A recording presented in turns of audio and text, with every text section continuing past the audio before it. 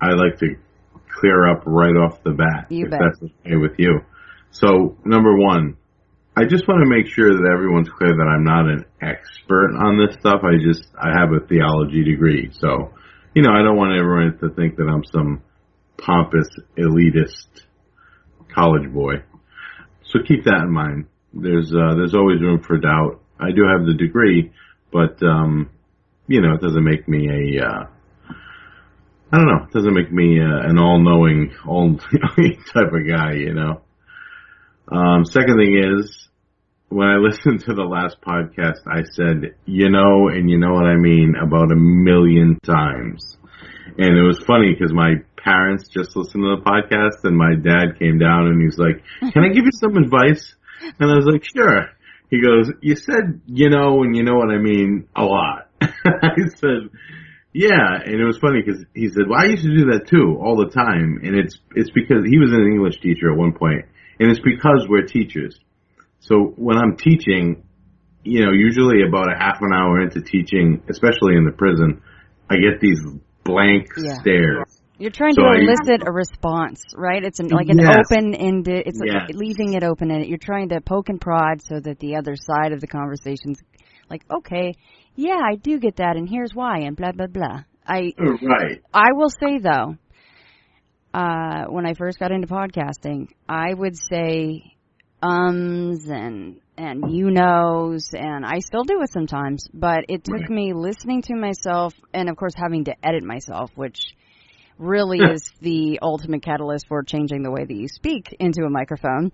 It took me a number of times to do that, so don't come down too hard on yourself for that. You don't even realize you're doing it until you hear yourself back, and then you go, "Oh God, I say that a lot." It's true. It's either I hear myself back or someone reams me out for it on a post. Poor guy. Your dad got on you with that one, huh? My old man. Your own father is like, He's like, "Son, listen up. You're going to be on the radio. Here's how it's going to be." But there was also, I did make a mistake last time I was on, and I wanted to clear that up right off the bat.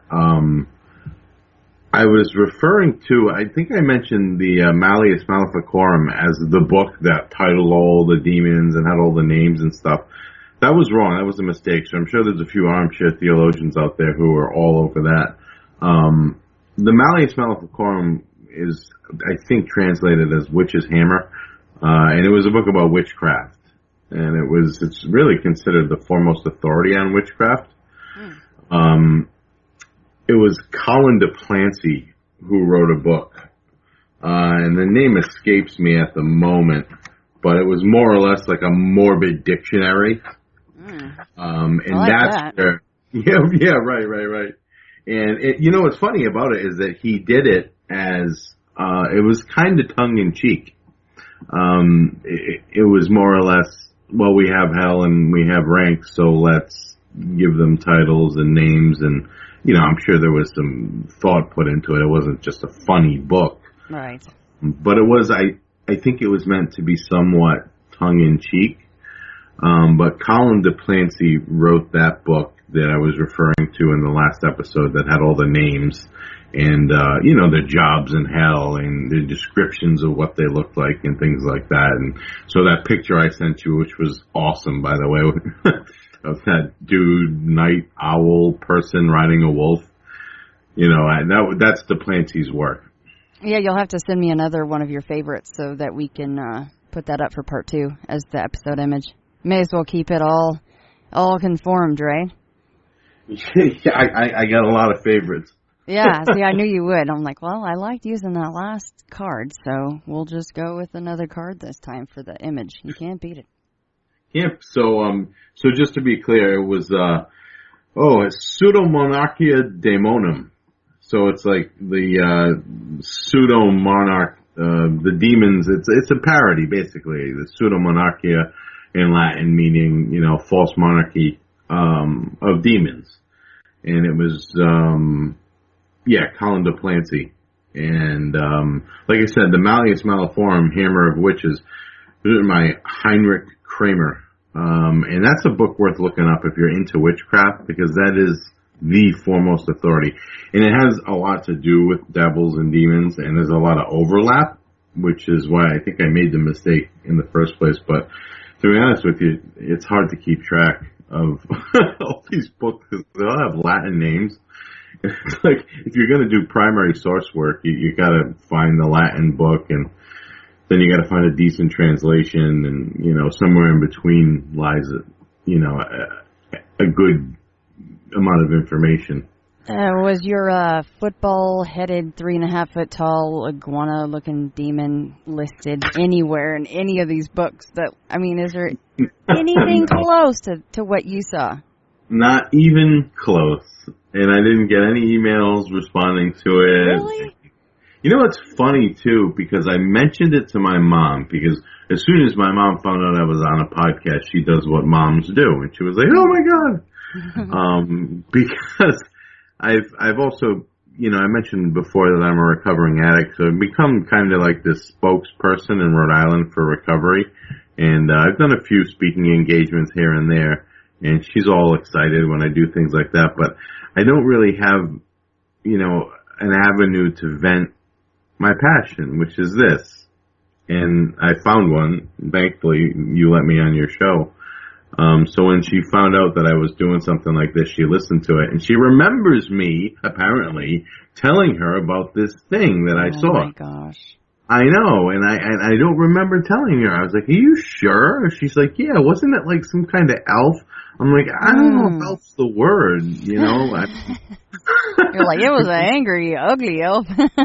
Yeah. Right. What did she say? I mean, does she remember that you were distraught or crying or what? I mean, no, because she was asleep the whole time it was going on. And, you know, I was very silent. I just, you know, saw what I saw, threw my head under the covers, saw it again, whipped the alligator on it, and it was gone. And I guess I just went back to sleep. Right, but once you mentioned, I mean, you must have mentioned something to her, and I mean, you just said it very matter of fact then, huh? Like, I guess. I must have said something like, did you see that this morning? There was a little guy in front of the, you know, TV, and she must have been like, oh, what do you mean, like an elf or something? And yeah, I can't recall the conversation. So if she remembers something, I'm going to prod her on that a little bit and be like, hey, what did I actually say? Do you remember this conversation? Yeah, that would be pretty interesting to get a little bit more out of your mom about that. And everybody, if you haven't listened to, that was pretty very early on in our conversation, I believe, in episode 84, Thrones, Fates, and Nightmares,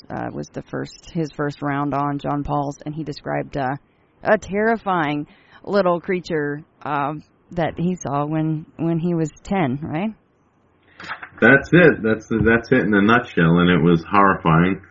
Yeah, that's the nice way to put it. A little creature. Oh, you drew a picture of it? A very crude one. I want to draw a better one, but maybe we need to use that as the episode image. I drew it on the back of like a notebook, so it's so bad. You're like, it's on the back of a used Kleenex. I'm sorry. I'll be like, it's all right. We'll just use it. Right? Put some color in there. It's all good. I was doodling, and you know, I pointed at my friend. We were in a meeting, and it was all quiet. And he saw me drawing it, and his eyes got all close together. We're like, what the hell are you drawing? And like I mouthed to him across the table, I saw that. He's probably like, Jon-Paul, are you okay? His eyes just went wicked wide. Yeah. He's like, do you want to talk about something? Not recently, but long time ago. Man. Yeah, the description of that, I remember the bullet points. Like, and then didn't it had fairly sharp teeth, or you don't remember the teeth? Not sorry. See, like I'm already, my memory is fading so quickly now. See, the memory of witnesses fades so fast. But it waved at you at the end, right? It's like, bye, Jon-Paul. Oh yeah, enjoy never sleeping again. Basically. Yep, it gave me a solid little wave, it gave me a grin, and then it was off on a merry little tubby way. He's like, peace. Oh yeah, the fat tummy. Oh yeah, I remember. That was the part I kept coming back to, like, what is it eating? Why is it fat? What in the world does a little 3.5 foot tall demon eat? Souls, of course. Right, delicious souls. Yeah. The Twinkies came back, so he's eating Twinkies and souls. Maybe that's why he hasn't showed up in a while. He's distracted. I hope so. Oh my gosh. Yeah, right? Yeah, be all good on that. You know, it's funny, because while we're talking about confirmation experiences, I was listening to, I don't know if it was your last episode or the one before, the Gambit, what was it? I can't remember the exact title. And, I don't know if I'm allowed to say other guest names or not, but there was a guy on there from Indy. Was it Nick from Indiana? Yeah. Yep.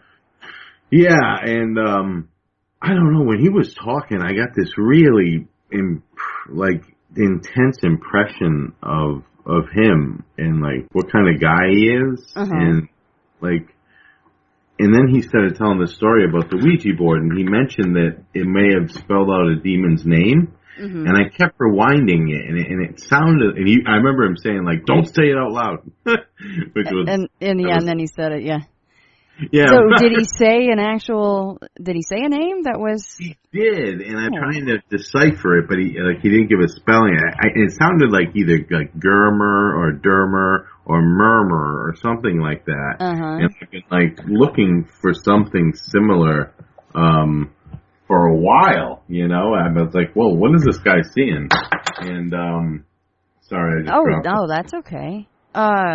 It's funny you brought Nick up, because a couple hours before I got on with you, I threw it out there again on Facebook, said, "Hey, Jon-Paul's coming back on if you have any questions." And actually Nick popped on the thread, and he said, and I don't know if you caught his whole his call, but he said there's something that I haven't really shared like fully yet, but he's kind of messaged me about it back and forth, and it has to do with what he thinks is a demonic entity. And the last time that we were kind of planning to talk about this demonic entity, and I don't know if it's in his house or I think it might be out in the woods, I'm not exactly sure, but he had an ATV accident like the very next day or the day after that or something. Anyhow, it's like every time he tries to talk about that, something kind of bad happens to him. So he was wanting to know what you thought about that situation. Well, it's so, based on what I heard him say, I did find a demon. I think I found one named Murmur. And I found one named Furfur. So I couldn't, you know. Yeah, like I said, I'll have to ask him, and of course he's going to listen to this. So I'm going to write that down. Furfur and Murmur, both you found. Right. Okay. Those I found as demons, and I know that Furfur is, according to Duplancy, a count of hell, commanding 26 legions of demons. There's nothing special about Furfur. Murmur, on the other hand, I think was a little bit more intense of a deity, and I had it written down somewhere, but I can't find it. If I find it later in the show, I actually circled it and I wrote Nick from India and like cool. big question mark. Yeah, because that is very cool that you caught that, Jon-Paul. Thank you. Oh, that's right. Murmur was he was a member of the Fates. That's right. Interesting. Yeah, he wasn't just a regular demon. He was a kind of a high level. Messing with a biggie, huh?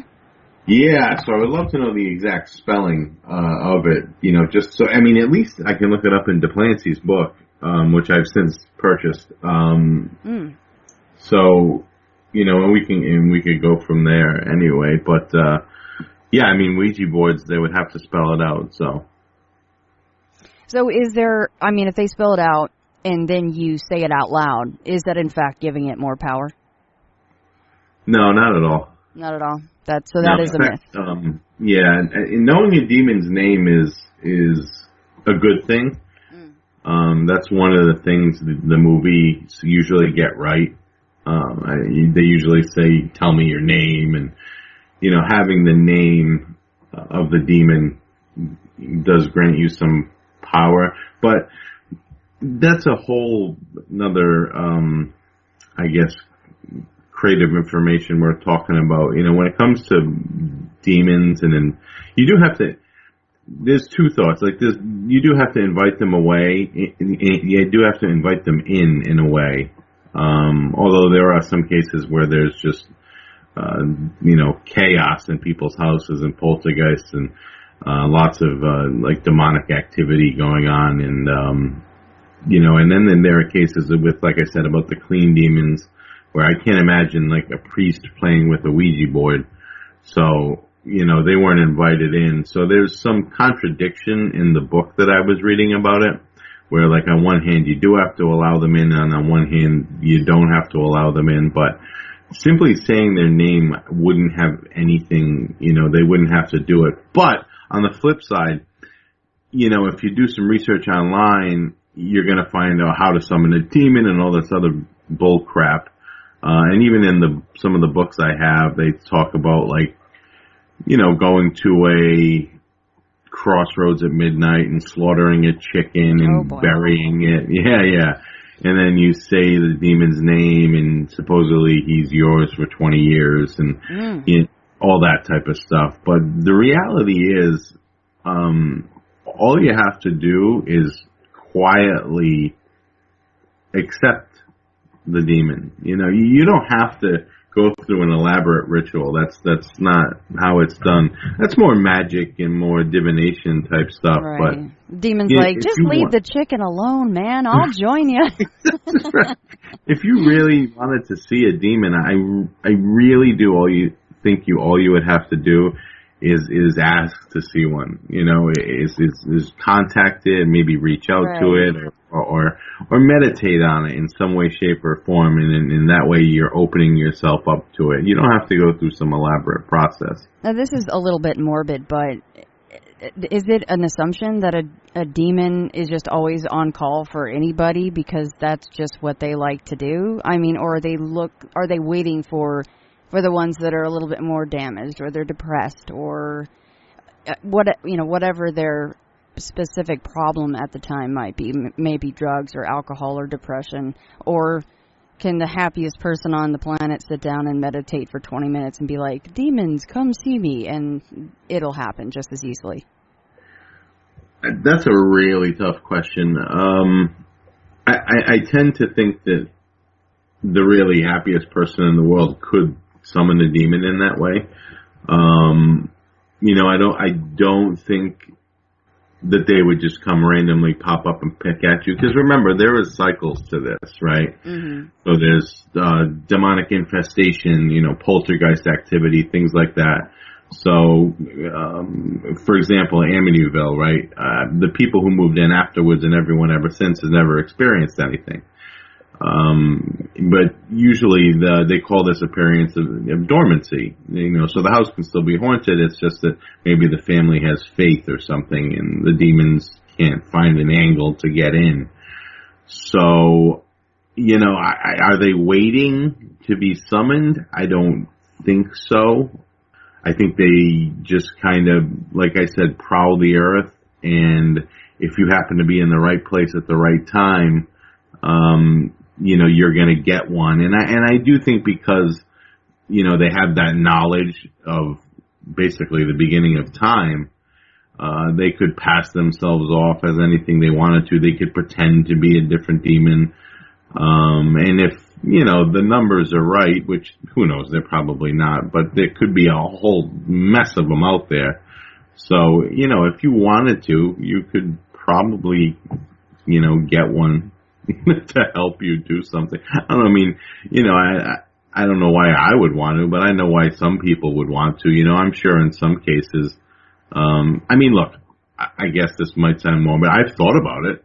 I wonder if I could sick a demon on this guy. You know what I'm saying? Mm-hmm. Or something like that. Or I wonder what would happen if I really took away everything in my room that's protecting me, and the crucifixes and the holy water and the things like that, and I actually started thinking about this stuff and maybe inviting some of these things into my life. And I don't think I would maybe meditate on a specific name. I think I would more or less meditate on the idea of devils, demons, and Satan. And I think ultimately that would get you a result. You know, I don't think you can summon specific demons. I think it's just, you know, wherever you are, right place, right time. It's interesting to think of, I know we referenced this movie in your first episode, but Constantine, when he does end up going down to hell, and there are the demons they have half of their heads gone, and they're horrible looking, right? And they're demons. Yeah. They're in hell. That's what they're supposed to look like. It's just, after what you saw when you were 10, I guess these things just literally, like you said, they come in all sizes and shapes, and I suppose they just choose to look like that. But again, I know this came up in your first episode.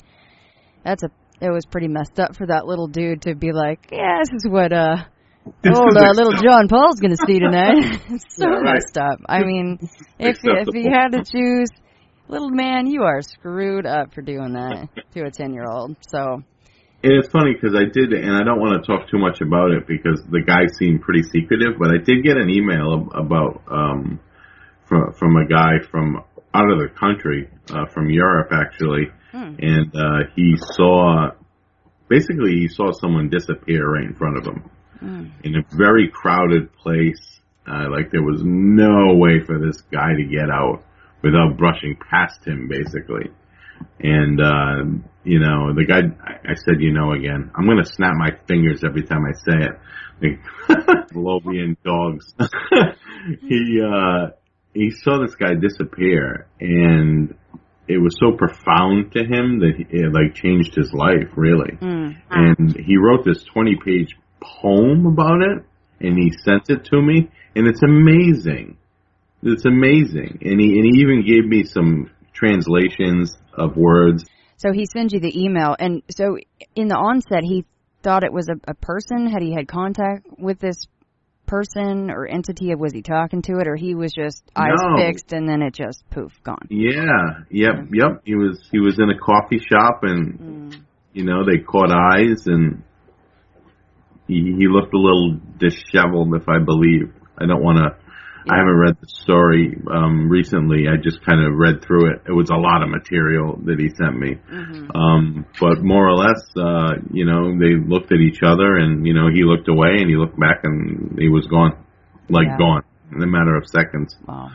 And but what did it mean to him? I mean, what did he take it? He took it to be something bad and not something good? I think he took it. I think it altered his reality is what it did, and it made him open to things like this. You know, like if someone can disappear, then was that person even a person? And okay, I gotcha. I just wasn't sure if he was trying to see if, was that a demon or, okay. He just in general, it just changed his whole perception, which I can completely understand that, and so could you. Right. It's the same thing for you. You're like, yep, saw the one thing, and it changes your life. It only takes a few seconds. Yours was way too long, by the way, but mine was only a few seconds, and it sounds like this gentleman's was as well. But that's all it takes. That's all it takes, and it changed his complete worldview. And I think the idea of it being a demon probably crossed his mind, and that's why he decided to send me an email. And, you know, hopefully I can have a conversation with him. And, you know, this could easily go in the book as a, you know, a chapter or something. Absolutely. That's awesome. Yeah, so it was really cool to get that first email. That was the first one I had gotten on that account, so I was really happy about that. Good. And let's throw out that tagline. I like that, confirmation experiences. And you are writing a book. Let's remind everybody about that. And you are looking for original stories and reports and incidents of these types of things, right? Yeah, and I'm looking to do this from an academic standpoint, meaning that I would love the book to be used in a classroom setting. You know, I really would. I think that when I studied theology, we never talked about this stuff. And I think that if there were a textbook, you know, that would, and I'm sure it could serve as general reading as well, but if there were a textbook that just broke things down and said, well, here are some various experiences that we know have happened from witness accounts. And then give the experience, and then afterwards you give more or less an academic theological explanation for the experience. What could have this been? What could have this meant? And tie it in to the rest of the book, in a nice little bow. But that's what I'm looking to do. I'm not looking to write a book and make a bunch of money. I want to publish something that can be used, even if it would just ended up being in a scholarly journal or something like that. I think that would be fantastic. Keep those correspondences coming through, folks, because I go fishing every week. Everybody knows that. I'm always fishing because you never know what something might spark in someone's mind, and they're like, oh, God, you know what? I do remember something back when I was a kid, and sometimes that's all it takes, and others like us will never forget what happened to us, and it's why really we do what we do. It lights a fire and it keeps it lit your whole life. So I think it's funny that you said that there really isn't a book to encompass all of it. Is it almost, I know that actual possessions and having to do exorcisms are very few and far between, actual cases, but right. Why would it be taboo almost to put that into a book and encompass it, like you said, in a nice big bow along with the history and cite cases and the whole thing? Why wouldn't that already be in existence? That's another really good question. I don't know. Part of me agrees with you. Why doesn't this exist? If you were a Catholic priest or a Catholic clergyman of high standing, right, you would want the public to know that, look, evil is a reality and this can happen, and it would scare people and bring people to church. On the other hand, maybe they don't want people to know that it happens. But I can't figure out why they wouldn't want people to know. I mean, the only reason I can think of as to why they would not want people to know is because it's happening a lot. Okay, that would be one answer, is that, the Vatican is sanctioning exorcisms maybe 2 or 3 times a week. And it's happening so much, and that might really freak people out. The other thing is the idea of thought forms, right? You guys have talked about that on your show. You have. Mm-hmm.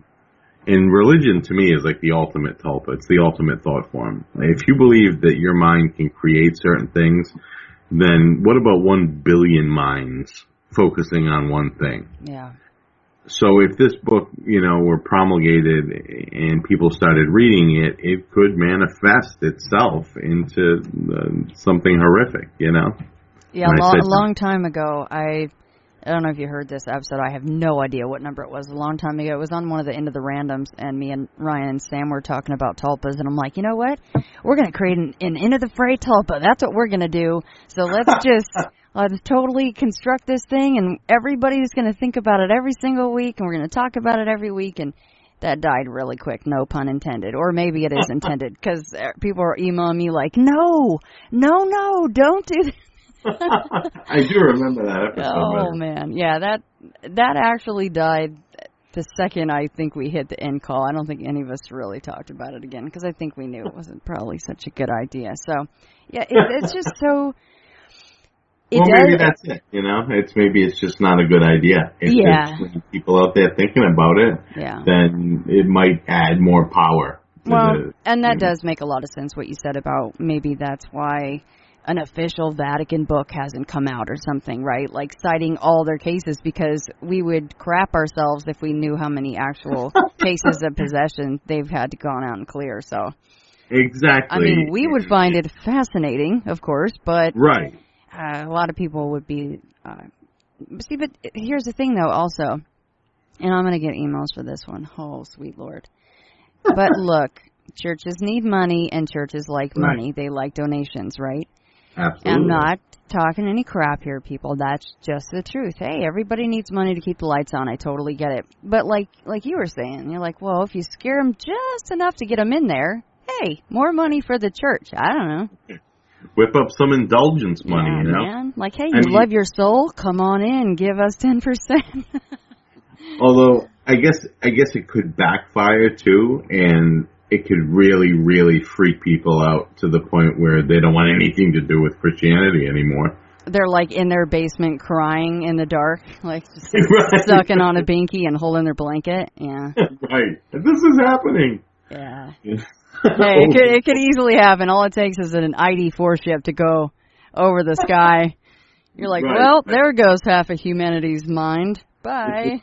Yeah, exactly. I don't know if you watched that show, The Leftovers, but what a great show, right? You know what is so weird that you just mentioned that, because just 2 nights ago, I was watching a movie on my DVR, just in the background, and I'm doing housework or whatever. And I paused it to go upstairs and work on some laundry or something. And I could hear that if you pause the DVR long enough, it'll kick you out of that and just go to whatever's on that channel on TV. Yeah. And I'm listening to it upstairs, and I had already gotten into the show before I even came downstairs. I was listening to for like 15 minutes, and I'm recognizing a couple of the voices, and I walked downstairs, and I kept watching for another 20 minutes before I actually hit info, and it was The Leftovers. But I want to start from the beginning, because I was hooked. I didn't even know what the heck I was watching, but I was sitting here going, wow, this is really good. And I hit info, I'm like, The Leftovers. You've got to watch it. I mean, just for the fact that if something like that happened, I'm not going to talk about the premise. I'll use demonology as an example. If Satan showed up, people would lose their marbles, like, completely. Yeah, I agree. And that's what this show is really about. Something happens and people lose their marbles. See, but people forget that about the whole alien thing. They're always like, oh, could people handle it if the aliens landed on the because it would inevitably come up with our humanity, religion, all of that would come up. It's not just, oh, it's a cute little space alien show. It means it changes everything for us. It does. So. Absolutely does. Yeah, and now everybody would go bonkers in that respect, too. I'm sorry, but it just would be a melee. They would be completely bonkers in that. I mean, it would change. I mean, when something happens to me and it changes my perception, that happened over a long period of time, and it was one of those things where I played with for years. Did this really happen? Did this not happen? And you're familiar with that. And but to see, like ID4 ships coming over the White House, that would totally, people would be committing suicide. It would be 100%. mayhem. What was that, Jon-Paul? It was around the year 2000 with I don't mean to laugh, I'm sorry. But I just grin every time I think about this. What was the people in the desert that were going up on that big rock, and it was like, what was it, midnight or noon or the change of the day, whatever it was, they were going to jump off that big rock in the desert because the portal was going to open up. Do you remember that? Oh, I do remember that. What was that? I'm sorry, I don't mean to laugh. Did people actually jump? I don't remember. I don't mean to laugh about people's ridiculous decisions that killed themselves, but these are the ideas, folks. I do remember that vaguely. It's so many things like that happen. Yeah. Like, hey, I'm not jumping off a rock. I'm jumping into a portal here, people. I'm good. Don't look at me like I'm crazy. Think of the heavens. Do you remember the Heaven's Gate cult? Oh, man, yeah. Think about that for a minute. I mean, insanity at the highest levels. I remember listening to a podcast about a guy who was actually kicked out. His wife was allowed to stay in, but he didn't. How was he kicked out? How did he get kicked out of that? He didn't conform. And, he didn't He's conform. Lucky they didn't just bury him in the backyard or something. I guess he escaped with his life, yes. Jeez. And, but his wife divorced his lady stayed? Oh, she divorced him. Yep, she divorced him, and she stayed, and she died with my gosh. his suicide. She drank the Kool-Aid, so to speak. And I didn't know for the longest time that drinking the Kool-Aid was tied to that. I felt really ridiculous when I finally realized that. Drinking the Kool-Aid. I don't know where I thought it came from. I guess it didn't go past that in my tiny little gray matter. But when I read that, I was like, oh, my God, of course that's where that came from. Drinking the Kool-Aid, people. Yeah. Yep, drink the Kool-Aid. And put 50 cents in your pocket. That's right, yeah. You can put them over your eyes when you're passed so you can get into your... No, that wasn't even it. You know that, right? What's that? I think they had $1.50 or $1.25 in their pocket. No kidding. That was the fare to get on the spaceship. It was $1.25 or $1.50. Yeah, like $1.50, like our money, English money. Yeah, of course, because that's totally people committing suicide. But yeah, it's quadruple thousand the value of what it is here on Earth. Yeah, that makes sense. Yeah, it's priceless to them. They're like, "Do you take Capital One?" If I were in that cult and I bought it, I think that would be my turning point. You know, at the very end when he said, "You're going to need $1.25 to board the ship," I'd be like, "Wait a minute." Like, what's in your wallet? What? What in the world? I didn't realize that was part of it. I think maybe there needs to be a show on that because If you did a show on cults, you would have a blast. You know, the Heaven's Gate cult and the one with David Koresh out there, the Branch Davidians, and those guys are all tied to. Obviously, they're tied to religion. They're fringe groups, which brings me nicely to a point that I'd like to make. Sorry, we haven't even touched on your entire email, the whole reason we were doing this call, but that's cool because it's how we roll. So go ahead. This is how we do it. Yeah. I think that was a song. So anyway, it is. This guy, I forgot what I was talking about, Shannon. The tie-in with we were just I just screwed you up. We had a segue and I messed it up for you. What were we just talking about? The money and the cult. Davidians. Yes. Yeah, so the cults and various cults and various offshoots of so-called Christianity. So anything that's not Catholic is Protestant. Protestant means to protest. And that's not a pejorative term. I'm not saying that in a mean way. So things, and I'm not trying to equate, Baptists and Lutherans with the Branch Davidians. I'm just saying this is how it happens. It snowballs. And people get their own ideas and their own interpretations of what the Bible says or what certain holy books say, and they run with it. And they get people to go along with it. I mean, Jim Jones and his whole thing. And I mean, the whole idea of cults and being tied to religion would be a fascinating topic for you to cover at some point if you could find someone with the knowledge. You're hired, buddy. There you go. I'm just kidding. That's my next thing. You're like, great, more research for me. That's all I do. It's like my fun thing to do is research. I know. I hear you.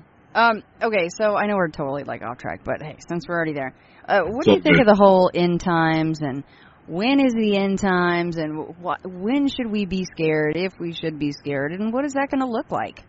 Yeah, so people are obsessed with that nowadays. It's in movies, it's in television, it's in books.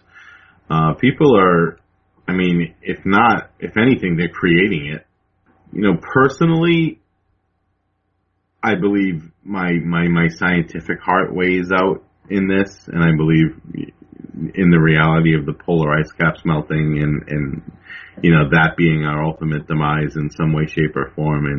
And I believe in population increase. I think by the time I'm 63, 65 years old, there could potentially be 35, 40 billion people on the planet, which means your town would look like Calcutta. And, that's probably what it's going to look like.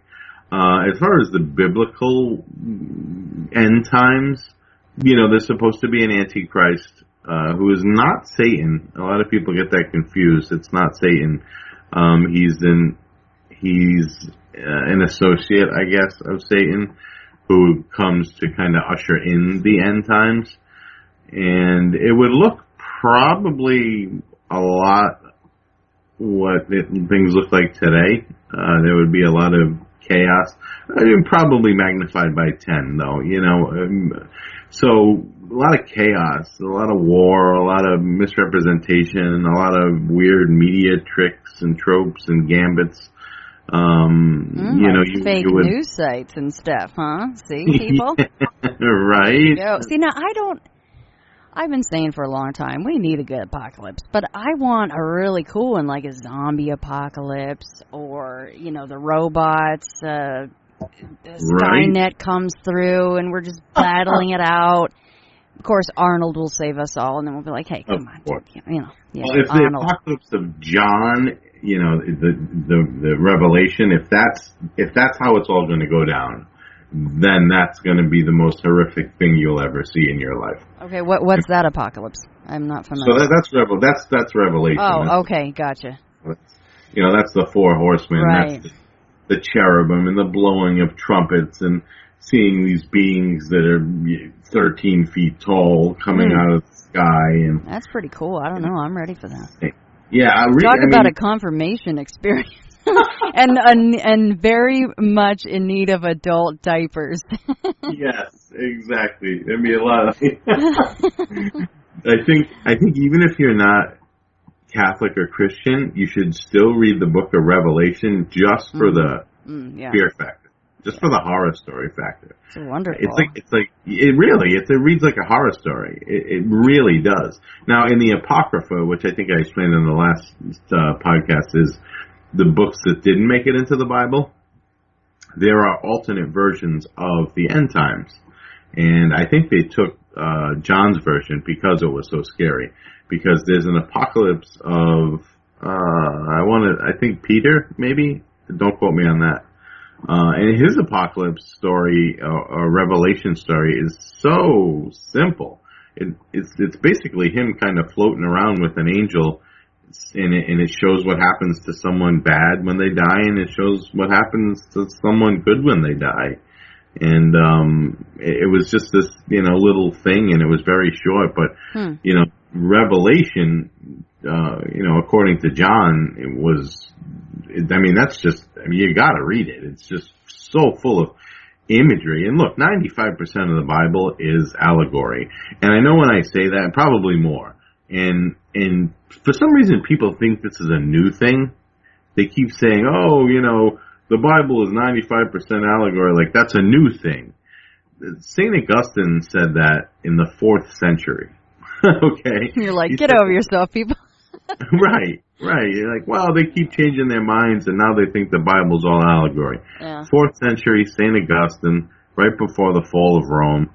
When the Germanic tribes were at the gates, basically, he was saying this is allegory, and I think Thomas Aquinas also agreed with him that it is allegory, because ultimately, Shannon, all this stuff comes, and from the notes that I sent you, this all comes from myths, legends, and stories, word of mouth, things like that. That's where it all comes from. Yeah. So, all right, let's try to get into some of what you sent me, which is fascinating, by the way. Let's see here. Some of the first things that I highlighted. The early gods were chaotic. There wasn't one good or one bad. They were all just formed. That's a fascinating way to think about it. They just came to be. Yeah. They were just there, right? They just came to be, right. And they came to be, and the point of me sending you that timeline and that history was because I don't want to exclude people who don't believe in God and who don't believe in the devil from this podcast. Because from reading those notes, you should get a very clear example that this has been around for 5,000 years, right? So the Enema Elish was written maybe 2000 BCE. That's when they're figuring. So, maybe 3000 BCE is roughly when they think humans inhabited the Tigris-Euphrates River Valley. And up until that point, stories were probably word of mouth until someone decided to write things down. And their language was cuneiform, which is kind of like hieroglyphics. It's very blocky type language. And they started writing things down. And the first thing they wrote down was a theogony and a cosmology, because that's what people do. They want to know, where am I from? How did this happen? How did I get here? So a cosmology is a story about how things came to be. And the theogony is a story of how the gods came to be and procreated, so to speak. And that's the first thing. I mean, I don't know if that's the first thing they wrote. I can't say that definitively, but that's the first thing they wrote. I have a kind of a random question for you, and I don't even know if it's even valid or interesting in any way.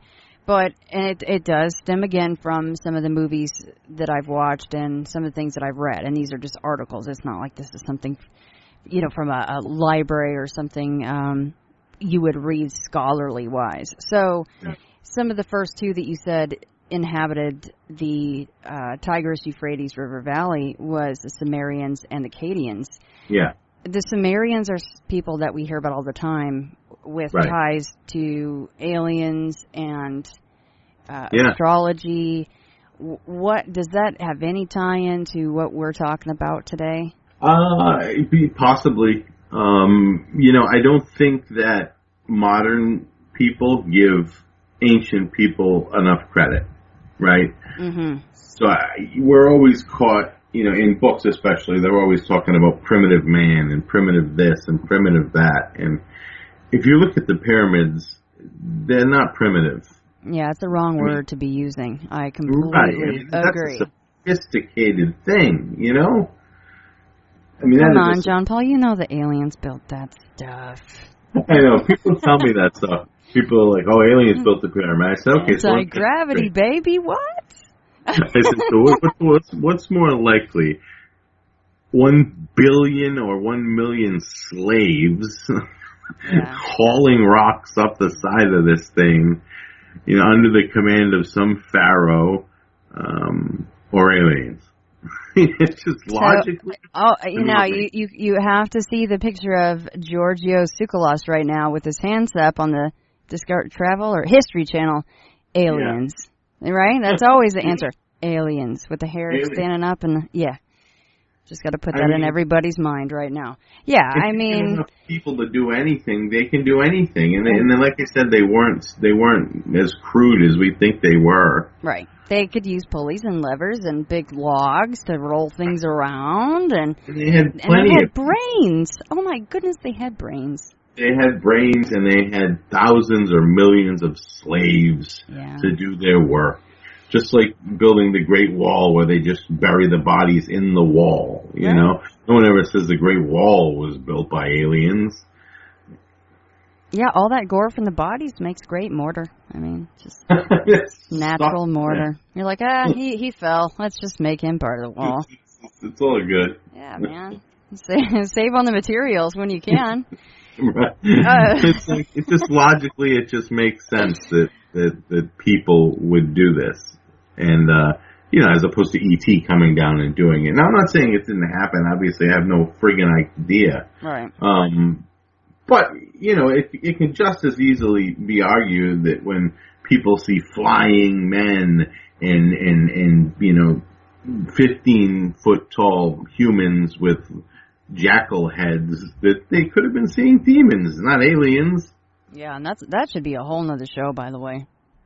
Like trying to tie in, not trying to tie it in, that sounds really bad, but exploring the idea that any kind of an infestation or an early possession is at all correlated with alien abduction, because that does come up. Poltergeist activity, and then you have missing time, and that's a whole nother can of worms. So okay. Yeah, it's true. It's funny. I was watching this documentary on Netflix. I think it's called Curse of the Man Who Sees UFOs.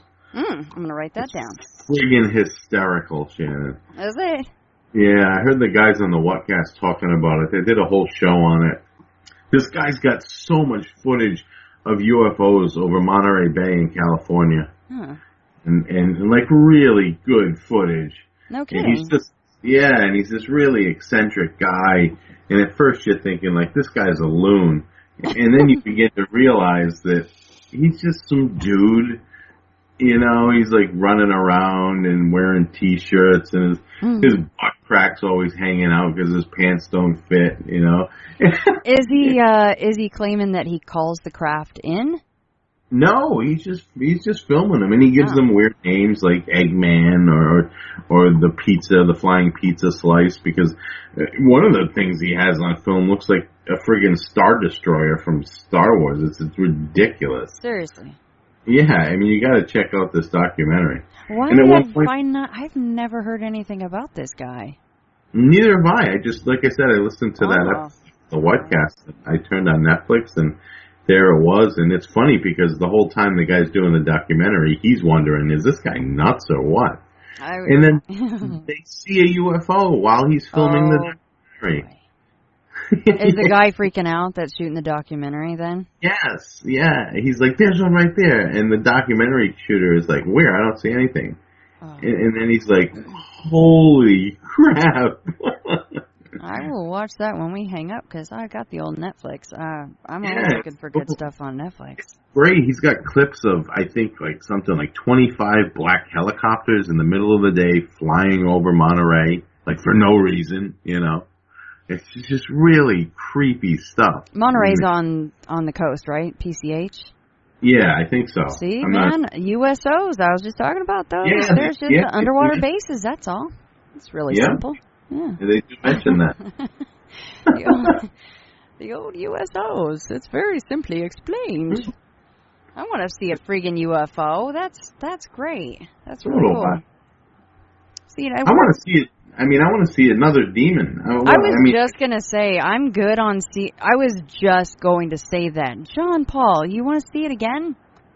Not that one. I want to see. All right. I mean, I don't know. Maybe I shouldn't say this. No, what's your favorite demon? Let's play a game. Which one do you want to see then? I mean, if you had to pick one, or you could pick one, I should say. I guess I would want to meet Satan, to be honest with you. Whoa, dude, going all out. Is that because you would want to have enough time to ask him questions? Absolutely. I would want to have a conversation with the man himself. What sorts of things do you think you would ask, or is that a little too personal? I would ask him everything. Is it like big creation stuff and dude, how are you duking it out with your other half? And I would want to know, how did this happen? Yeah. Why did this happen? Yeah. That's what I would want to know. Tell me. What was it like? What's the part that I highlighted here that I loved? Okay, I skipped a little bit here, but it's okay because this whole entire thing is just nothing but just all over the place. Okay, so I highlighted this from your email that you sent me. In the Quran, verse 6, chapter 7, verse 6, Roman numerals, yay, Shannon. Satan says, because thou hast thrown me off the correct path, I shall lay in wait for the humans on the straight track. That gives you chills when you read that.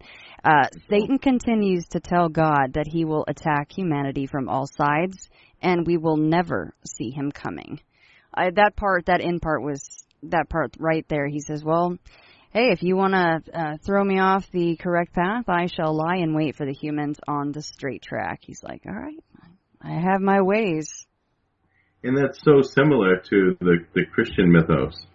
And the major monotheistic religions, they'll do that to you. Muslims, Catholics, Jews, and Jews isn't a pejorative term. Mm-hmm. They all fall under the category of being from the Davidic line. The Abrahamic tradition. So they all come from the same place. So it would make sense that this idea of the devil permeates all three. Yeah, and I mean, that's the case that I was making. Like, no matter what religion you are, right? So supposedly there's 1 billion Catholics out there, and there's 1 billion Muslims, and I don't know how many Jews there are, but there's probably close to 1 billion, you consider Eastern religions, and Buddhism, and Shintoism, and Taoism, and Hinduism, and I think there's maybe 1 billion Hindus in the world. I'm going to have to guess that 5 billion of the 7 billion people on the planet believe in God in some way, shape, or form. Mm-hmm. And the other two I like to split into categories of spiritualists and atheists. And the chicken sacrificers, right? Yeah, right. And the funny thing about atheists, to me, is that God kind of has to be real for them to have any validity. when you think about it, right? Right. It's like you don't believe in God, you're taking a stance of defiance. You're saying, I don't believe in God. God reveals himself and you say, I don't believe in you. And that's atheism. Or you're just saying, the whole thing is horse apples. Seeing as though I'm not allowed to swear, that's the best thing. We're both doing really well, by the way. I think so. Last time we were just on fire, dude. Everyone's writing me like, well, Shannon, bravo on breaking your New Year's resolutions. Of course, part of me was like, you know what, go suck on some horse apples. Yeah.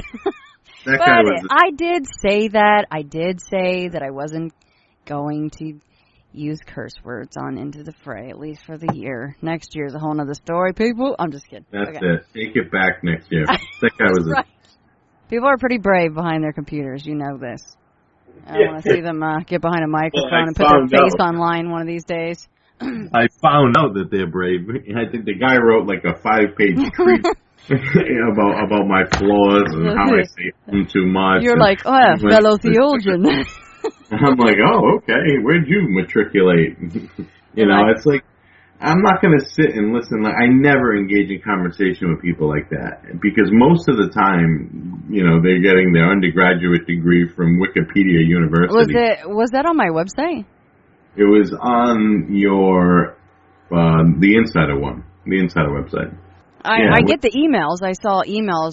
Oh yeah, he tears me up. And I said something at the end like, oh, thanks for the constructive criticism / trolling. And that was it. Yeah, I just always, people just have to remember it's so easy to do that, but I would implore you to start a podcast, give it a shot, or do an interview. Exactly. Where you're not used to speaking, and you're speaking about something you really are passionate about. And see how well you do your first try. So I just like to remind people about that before you send emails or make comments. So there you go. Exactly. And I say that with utmost love and kind of a little, turn of my head at the same time. So there you go. Yeah, I could feel the love radiating. Yeah, so much love. All right, so here's the next thing that I highlighted. In Algeria, Africa, they deployed local holy men to cast out demons, and this might be one of my favorite parts of the whole thing.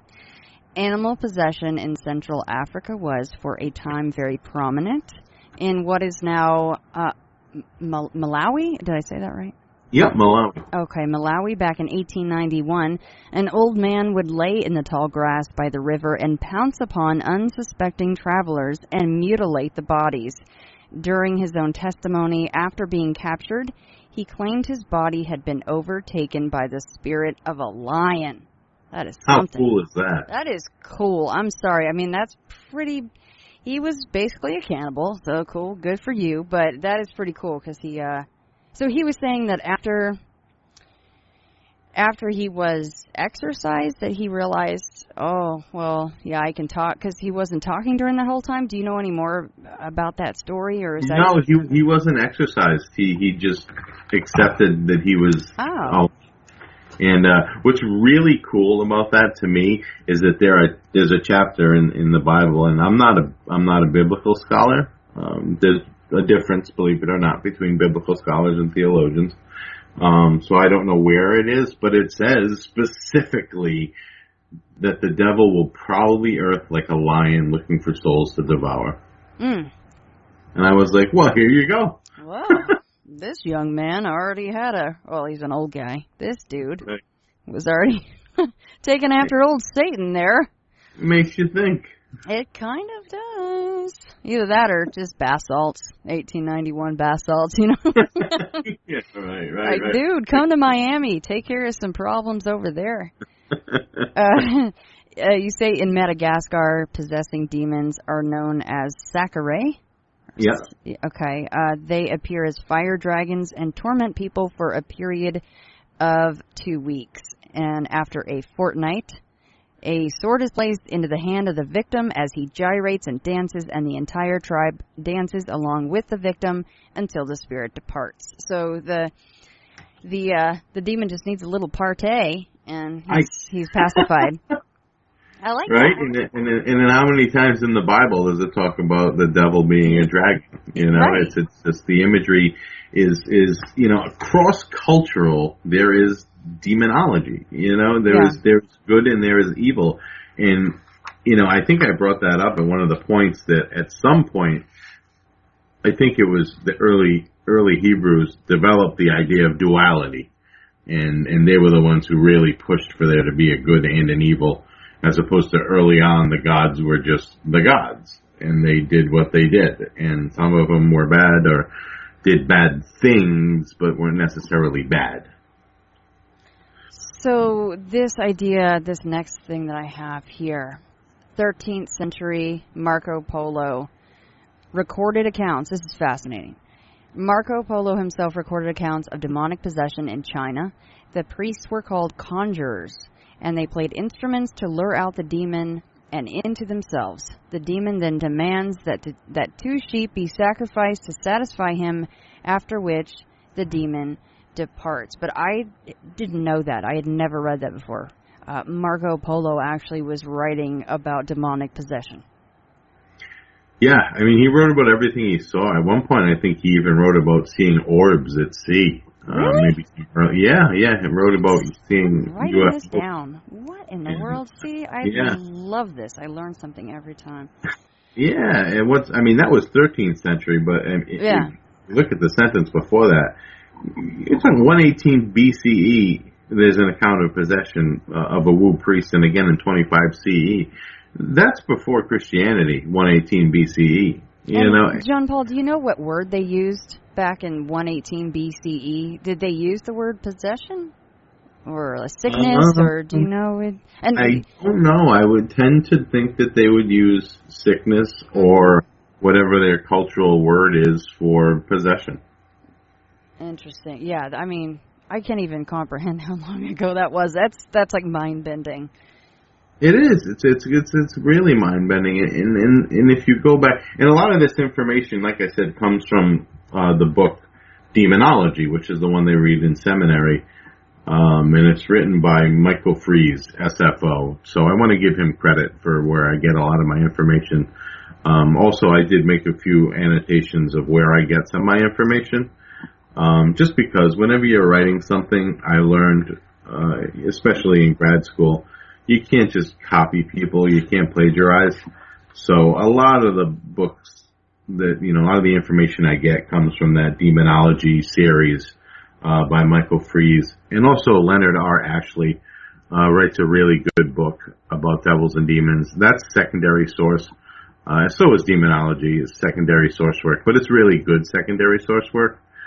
So I just want to give credit where credit's due on that front. Very cool. And I made notes, so I'll go ahead and I can link those guys. If they have websites or whatever on Amazon, I'll make sure to link that stuff. So if anybody wants to read up more on this.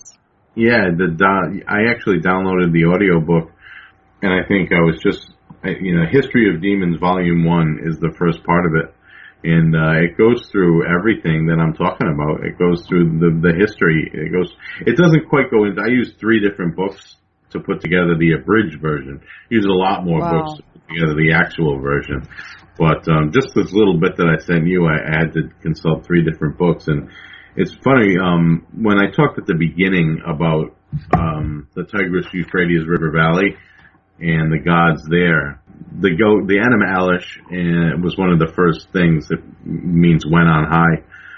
My professor at PC, he edited that book. It's called, here it is, Readings in Western Religious Thought. And he took all these old readings, like the Anima Elish and the Gilgamesh epic, and he translated them, and then he wrote about them and what they mean to modern day Christianity. And it was really cool. I had him for a professor 3 years at BC. Oh, really? You had him in person. That's very cool. Yeah, his name was Patrick Reed, and he was an older guy then. I don't know if he's still around and still kicking, but he was an amazing individual. Just an amazing guy to talk to. His focus was primarily Old Testament stuff, and he was great. I took 3 Old Testament classes just to be part of this guy's classroom. Wow. Yeah, he was a great professor, and he did a really good job with this book because he would identify things that that I didn't understand, and no one understands, with specific names of specific deities. You're like, what the heck is that? And then he'll tell you exactly what it is and what it means. Like what I said at the beginning, the Babylonian gods. One of the sweet water. What is sweet water? What does that even mean? Well, it means fresh water, And I said, again, and I'm going to kill myself. No, you're doing incredible. You're totally fine. No rubber band on the wrist, snap needed. That's a good way of doing it. Yeah. But so Apsu, god of sweet water, which is fresh, and his wife, Tiamat, salt water.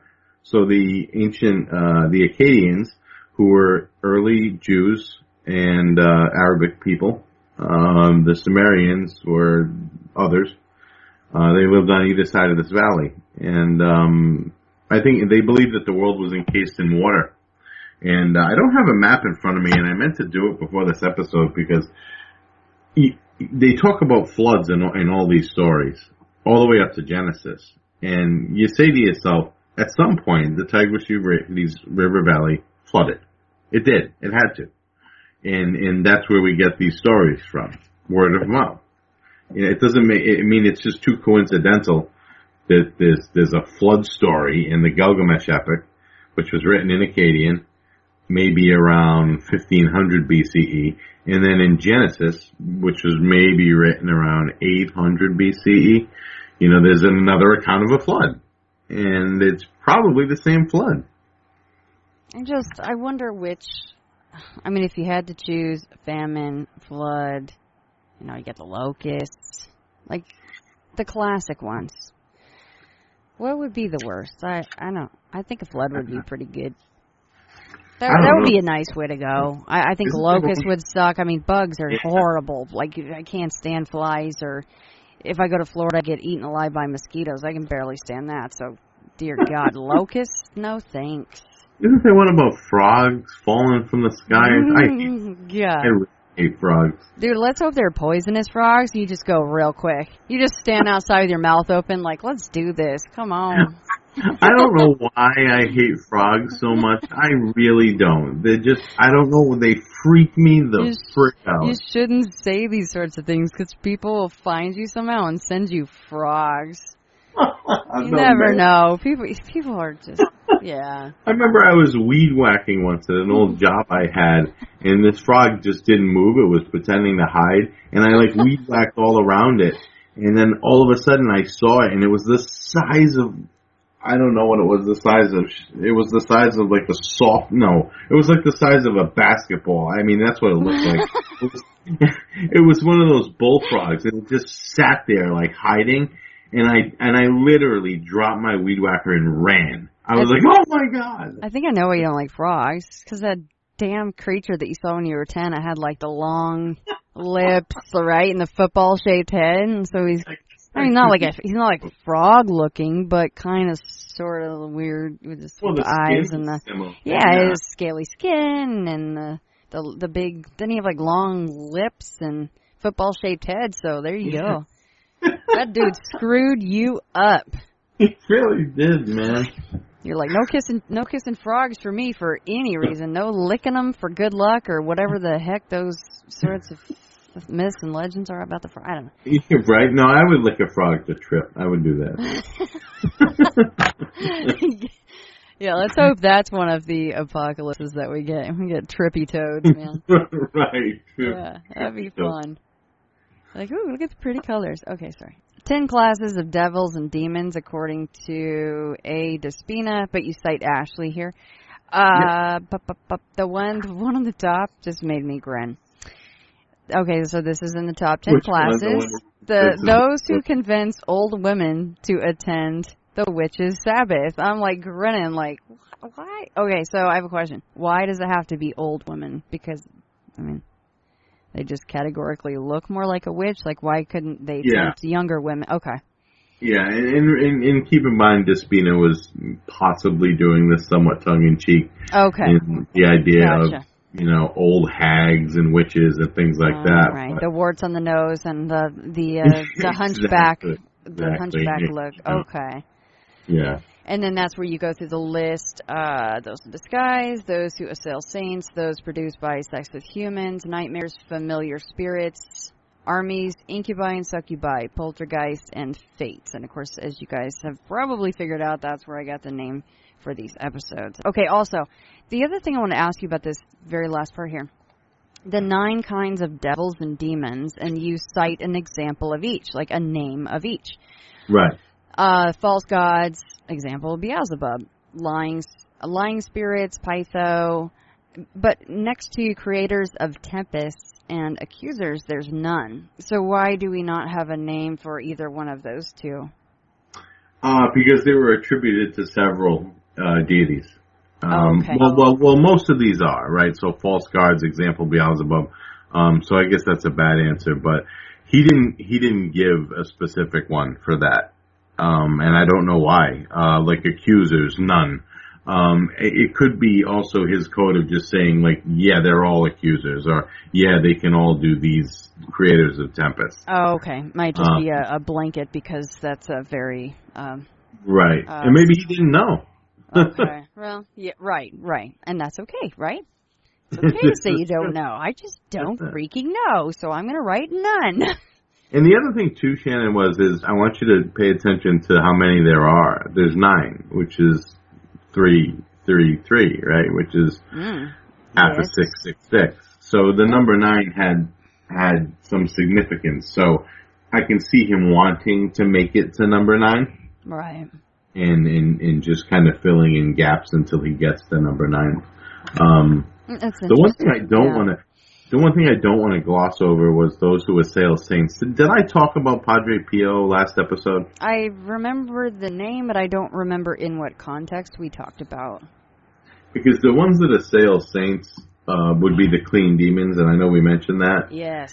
There was this famous stigmatist in I think late 19th century, I think, and he was physically assaulted by demons. Physically.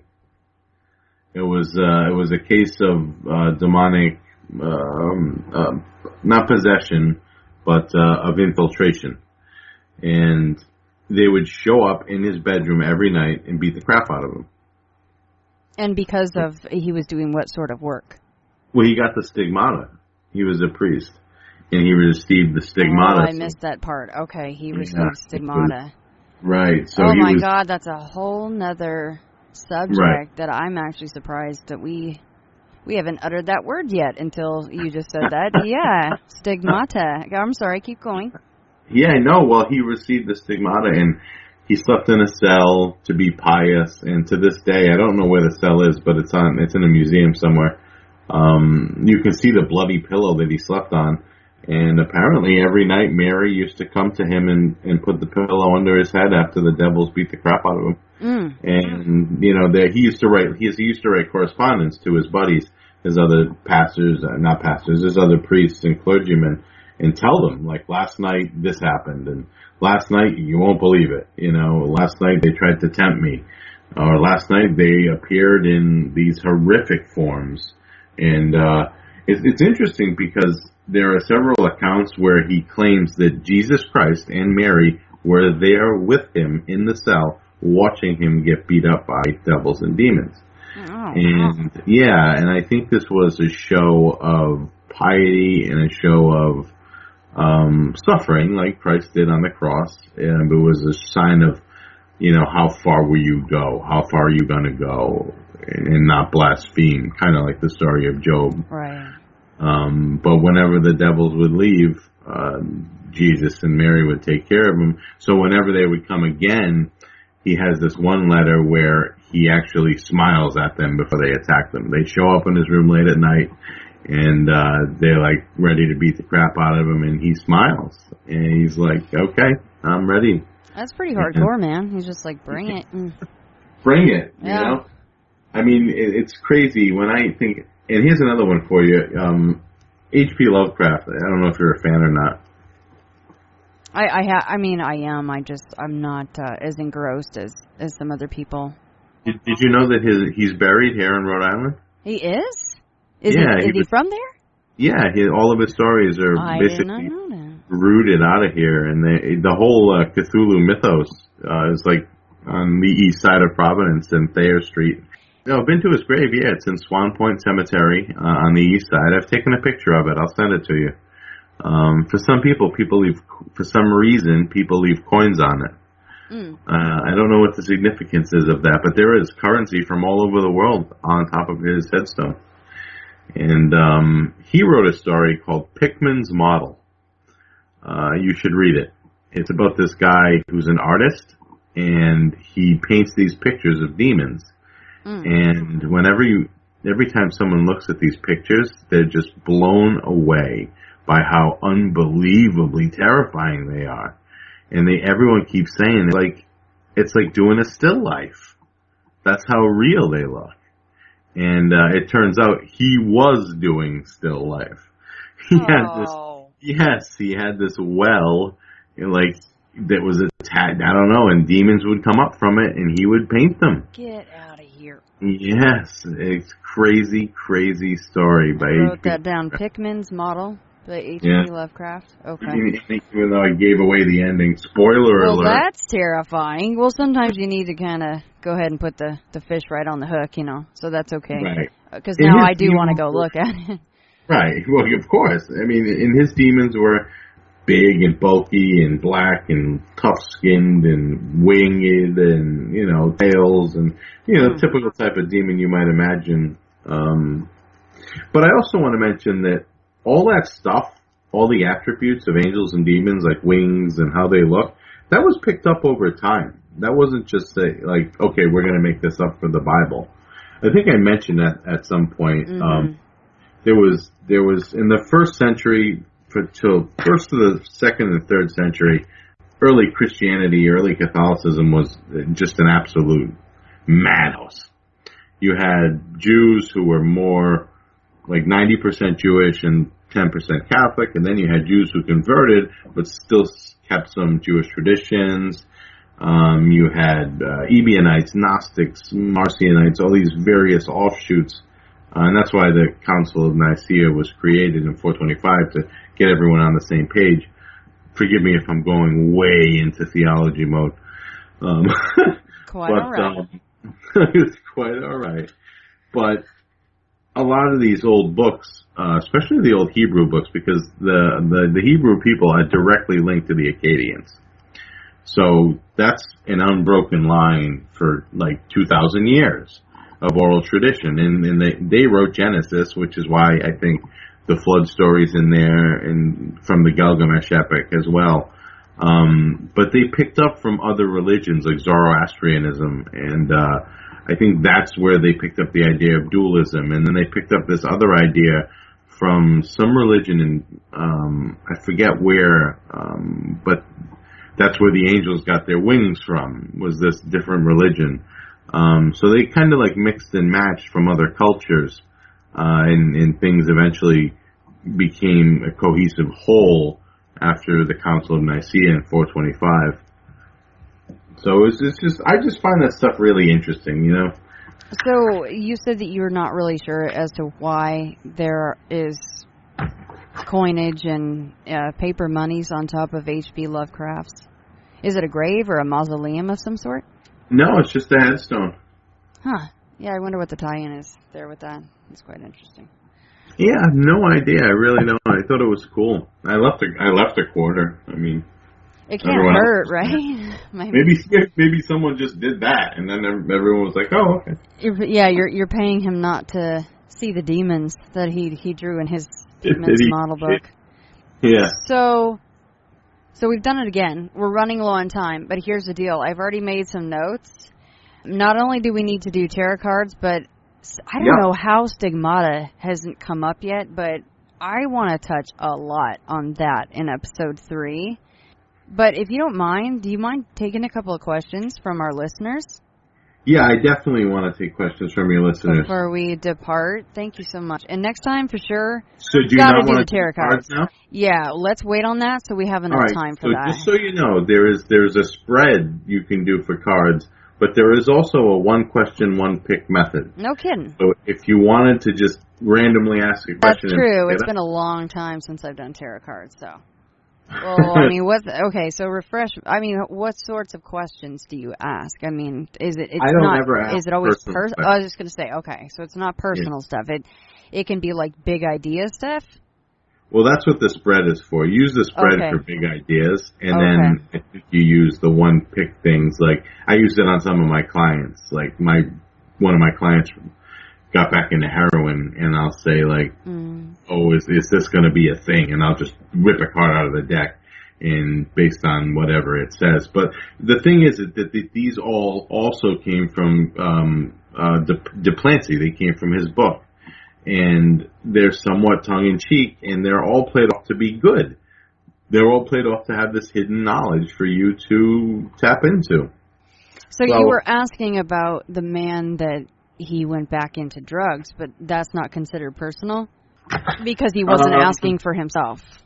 Right. I wanted to know if this guy was getting into drugs and what I could do to stop him.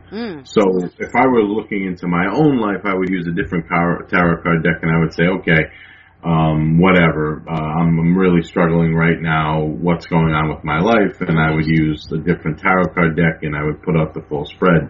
I wouldn't do that in this case. I would use it to try to answer other people's questions, like, why is so-and-so using drugs again? Or, something to that effect. I mean, have you used someone else to ask what that was in your room when you were 10, even though we can kind of guess what the heck that was in your room when you were 10? But, I mean, have you ever done that sort of thing? No, but you know what? I'm going to pull a card out right now and see what happens. I can't even pronounce this person's name. It's Beriva. Beriva? Beyrevra. Oh.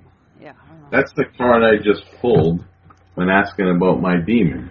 Yes, let's see what that one is. So let's see what she's all about.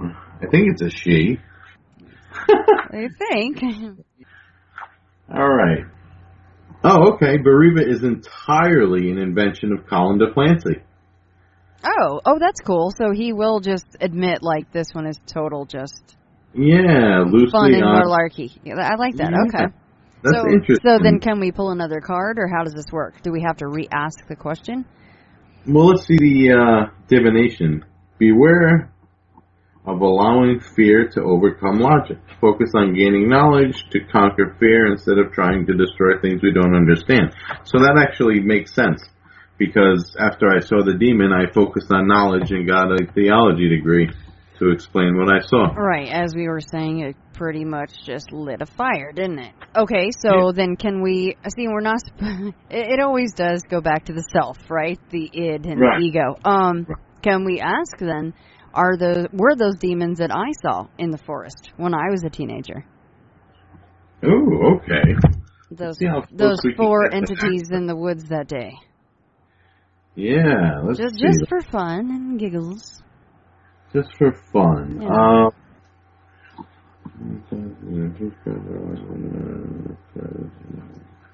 Alright, let's just pull one out and see what happens. Alright, here we go. Meanwhile, I had to take my huge piece of malachite off these things. Wow, another name I can't pronounce. Cacarinolas. Cacarinolas. Holy cow. Is that another invention of... Well, let's see. Let me check them out here in the old book. Here he is. Cacarinolas is also well known in demonology texts as, Glycolabos. He is a president of hell who commands 36 legions of demons, according to DeClancy. Which seems to tie together his other 2 listings of his names. Inspiration was said to know... So this guy is said to know about the past and the future. But his interests lay in discovering the secrets of the mind.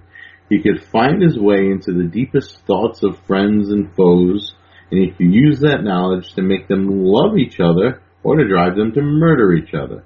Wow. The truth is, that's not all that supernatural a feat. The better we get to know someone, the more we're able to influence that person's actions. Interesting. However, the power need not be used to bring pain to others. This particular demon could use the knowledge of men's minds to bring them closer together, and so, of course, the divination, meaning focus on learning the secrets of others, but beware of using that knowledge to harm others. So I don't know what that means as far as your, thing. I think for you, we have to do the full spread. I think we have to save that for the other episode. Right. Yeah. And I think that I might do that on my own and email it to you. Okay, that'd be cool. And we could also do a quote-unquote live. I mean, it's not ever live, but, we could record it at some point and do another one. Or it would also be interesting if folks would like to send in. It would probably, I'm assuming, again, maybe it would work better if you or I had nothing to do with the questions personally, because both of us now have kind of thrown out stuff and we're not really supposed to. But if ahead of time, obviously, you guys are going to hear this episode, if you want to send me your questions, and we will do kind of a live tarot card spread for you guys as questions. So I don't know what you feel about that, Jon-Paul, but that's another idea. Great.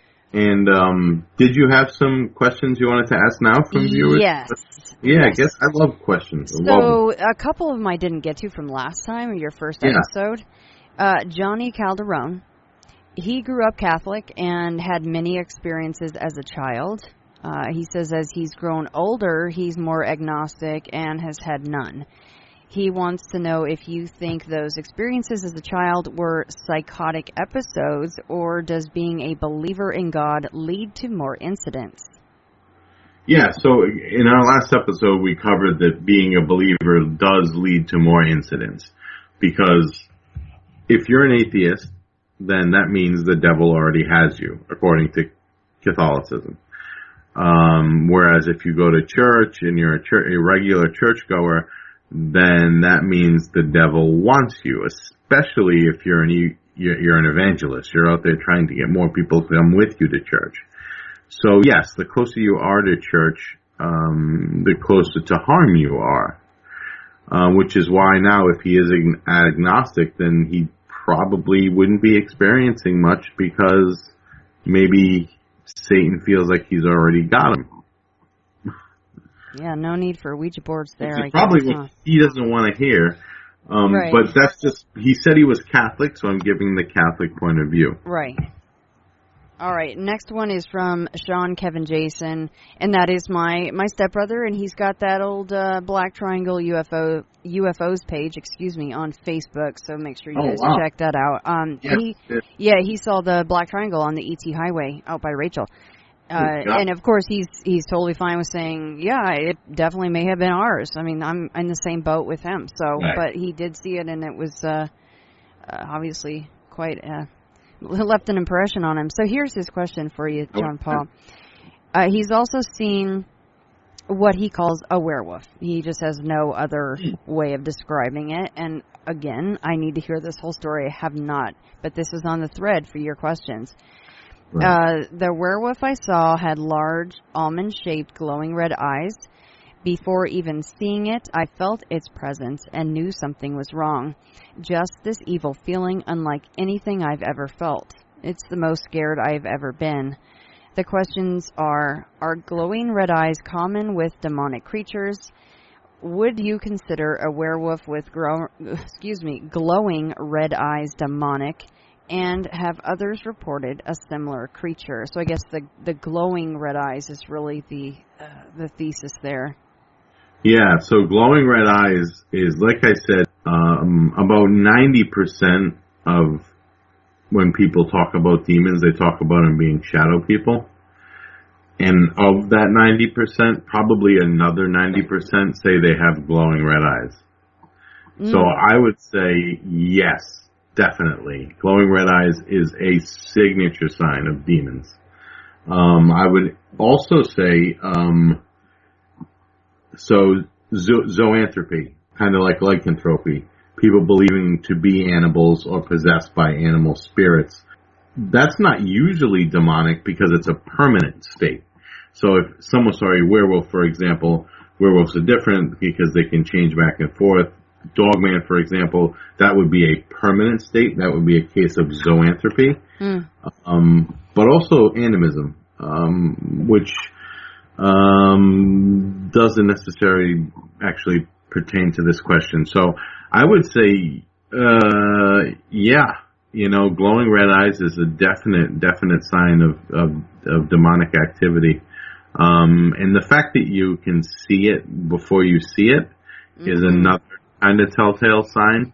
I've heard scientific people describe that as our sixth sense is real, because when we were, cavemen, we needed to kind of be aware of what was behind us, and we didn't have eyes in the back of our head, so we developed the sixth sense to determine that. And I can see a demon manipulating a sixth sense just like they do our other senses. So demons evoke smells, they evoke visions, they can touch you and do different things. So they're just getting a kick out of scaring the crap out of you before they really scare the crap out of you, basically. Well, that's the whole point. They need to get you into a point of, like I said, there's demonic infestation and oppression, and then, different types of oppression and different types of possession. And, this all happens in succession. And, something like that, sounds like, some type of oppression, really. It sounds like oppression to me. Demonic oppression. It sounds like maybe, and what'd you say was your brother-in-law? He's my ex-stepbrother. Your ex-stepbrother. Yeah. So he may have some deep-seated fear of werewolves or wolves in general. Just decided to take that form. Yeah. Yeah. What's your thoughts then on, and I like that Sean uses the term werewolf, because when I say the word dog man, I just want to burst out laughing. For some reason, I get that a dog man is inherently a dog man, right? What they're saying is, it was born a little tiny dog man and grew up to be a big dog man, and a werewolf is more like Michael Jackson turning from a human into a wolf. I get it. But the term dog man, it just curdles my blood for some reason. I hate that term as dog man. It makes us sound like fools. But what is your what's your thoughts then on most of these? Oh yeah, I know, right? I'm like, what are your thoughts on the whole werewolf dog man? You have to puke it out.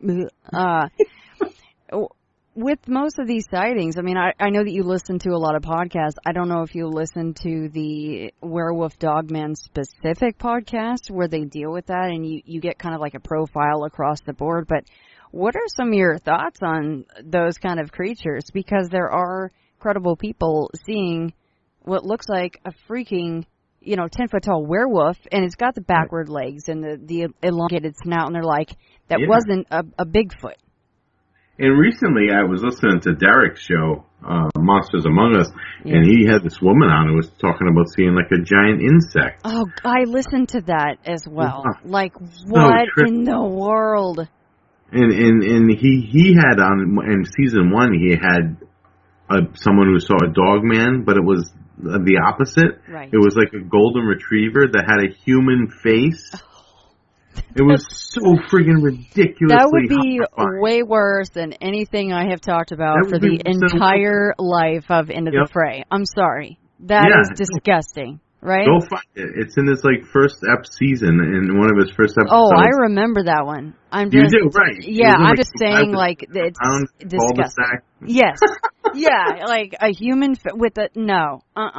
That is the biggest no list I've ever heard, top of, period. But as far as your question is concerned, so things like lycanthropy, they're all, they're so like witchcraft, right? Witchcraft is directly tied to the devil, according to certain religions. lycanthropy, same thing. The first werewolf, I think we may have talked about this, Peter Stump, I think his name was, said that the devil gave him a belt that allowed him to turn into a wolf by night. So anything unnatural like that that's meant to scare you could potentially have demonic roots. Okay. You know, so I think that, yeah, there have been some credible dogman witnesses. Yeah. There have been some pretty ridiculous ones as well, but the credible ones... and a couple of them have, I know that a couple of them have finally been proven to just be complete stories, which we have that across the board for all cryptids. And one, I remember listening to, you know, the popular podcast there, and the guy was talking about how the thing was running next to his car, and he could hear its nails clacking on the cement, and the guy was crying while he was telling the story. Oh, geez. And he was saying how he was going like 35, 40, and it was running, and it was toenails were clacking, and it was reaching in the car after him. And I'm like, this, and the guy sounded like he was in his 60s, and he was bawling his eyes out telling the story. Right, and it probably happened when he was in his, 30s or 20s, and he's still bawling? I would. Yeah. Right, and he was afraid to go too fast because he didn't want to lose control around the corner. It was like a big corner, you know, and it's... I mean... You know, for me to believe, I guess this is the heart of the question. For me to believe that there is werewolves or an upright canine walking around in the woods and it's just living there, like maybe Bigfoot just kind of existing, or is this thing a demon? To me, the demon actually makes more sense logically because theology is logic. It's philosophy is the first science. Theology is the sacred science. So it's science, and I think it makes more sense that if werewolves existed, they would be demonic in nature. Well, and here's the thing. The two of us are talking right now, and we've had one instance, and in mine, yes, I saw 4 and you saw 1, but yours counted like 20 disgusting things, by the way. Yours is way more terrifying. But, let's just say, they're cut of the same cloth. I mean, I am hazarding to say that, but I feel comfortable saying that they are cut from the same cloth somehow, some way. Why couldn't it just go, hey, today I feel like just looking like a damn werewolf? I like Thriller. I like the FX from Thriller, so today... Yeah, I'm going to be MJ after he changes, and that's what he is today. I mean, why not, right? And I'm not saying that Dogman is a crazy thing. I'm just saying I don't like that term. That's all I'm saying. I know that there are credible people that are seeing these things. The whole golden retriever with a human face sounds more like something out of the damn Fly movie. Yeah, and right. That is, what episode was that? I have to try to find that and link that so people can hear that because it was disturbing. Sure. Yeah, it was season 1. So disturbing. Oh, my God. I don't want to see that. I would rather see, I don't know, like I said, I'd rather see Satan. He'd have an intelligent conversation instead of making you want to pull your eyeballs out because it's a freaking golden retriever with a human face. Nope. They can't talk to you. Now, here's the other thing that you know, they're meant to be, so if there's good and evil in the world, okay, and Satan is in charge of evil, and before all this, actually, the Jews believed that God was responsible for evil. He was the one who sent the serpent, he was the one who sent Saul to be possessed, he was the one who allowed Job to be tormented, so God was not nice, the God of the Old Testament. And the God of the New Testament now has the adversary, the Satan. So possibly, right, if they are all cut of the same cloth, you know, these things are demons in their own way. So throw out Colin DePlancy's book altogether, okay, and throw out all these names and all these different things. Perhaps all this other stuff that we're seeing, these werewolves, these giant praying mantises, these golden retrievers with human faces, perhaps these are the real demons. Not the ones in Colin DePlancy's book. But perhaps these are the real demons, and they're fouled up, or they're made from our imagination. So if the devil has the power and the ancient knowledge of the angels, which he does, then he knows our fears. He knows all of our fears, and he knows exactly where to pick and prod at us. Does a demon even know its true form? I mean, does it even know what it really looks like? I don't think so. I don't think it has a true form. I think that its earthly form would be a shadow person. But I think that, like I said, though, I think that they are walking the earth with us, and I think they're either in disguise or they're invisible. Like I said, that was the theory, because the theory is that hell is going to open up after the apocalypse, or it's already opened up. So there's two ways to look at it theologically. So if it hasn't opened up yet, that means they are among us. So when you take into consideration, like the email that guy sent me of the dude disappearing in the coffee shop, could that guy be a demon? Absolutely, absolutely. You know, I mean, these people, I mean, this giant insect, could that be some form of a demon? Yeah, I don't see why not. It's terrifying. I mean, that's the point of all of this. You know, it changes. The devil, if anything, would want to change your perception of reality. And if you saw a giant praying mantis, your perception of reality would change significantly. And you would focus on that instead of focusing on going to church. Well, see, and this is why, and I'm sorry to interrupt you, but before I lose the thought, it's something else for our next installment, and this is going, like, way deep, like, really deep stuff with the whole alien abduction thing, but I can't help tie it in because it gets tied in a lot. The whole idea of all of these, and they call them screen memories anyway, but what if the entire thing is a screen memory, and you just have demons in your house, and they're putting things in your skin, and those are real, right? Like, they find the implants, and those are real, but you didn't get them in a ship.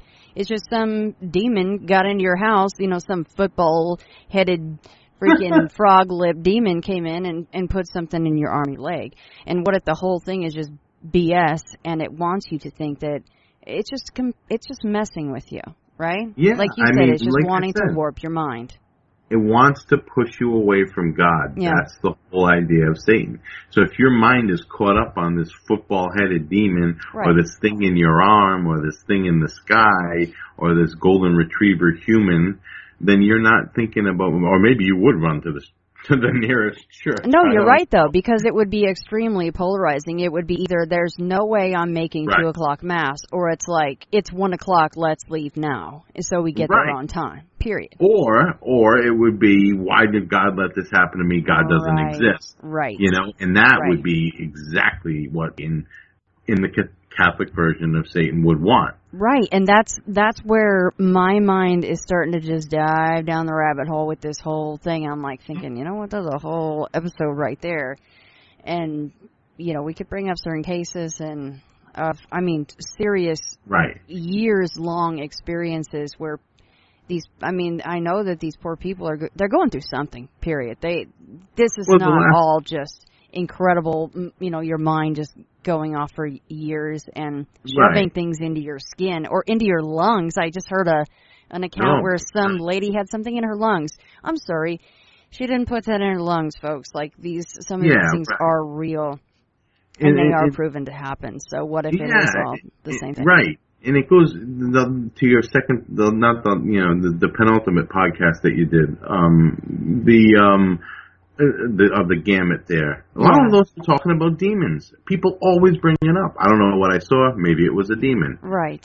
So it's in people's minds, and that's the whole point from a Catholic perspective. But I do want to mention something before we wrap up, because I know we're getting close to the end. And this is important. So, you know, we talked about demonology and good and evil being there from the beginning. Okay, so 5,000 years ago in the cradle of life, it was there. Okay? Apsu and Tiamat, they created these other gods, and Tiamat, the mother, wanted to kill the younger gods. I don't know why. She just wanted to kill them. So there you go. Here we go. It begins. But fast forward, right? So Rene Descartes, you've heard of him, right? No. Okay, so he's a famous philosopher. Isaac Newton, you've heard of him, right? Yes. So Isaac Newton and Rene Descartes, our entire foundation of society, according to Fritz Capra, who was a German poet, philosopher, he was an amazing guy. He wrote this book called The Turning Point. He says our entire culture is based upon the discoveries of Rene Descartes and Isaac Newton, Newtonian reductionism and Cartesian dualism.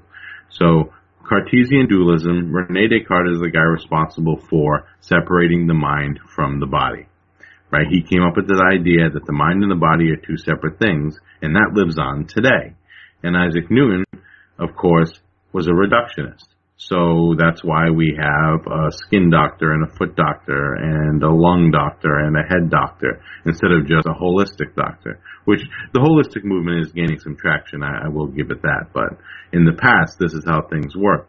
My point of all of this is Rene Descartes basically proved the idea of the parallel dimension, right? So think about this.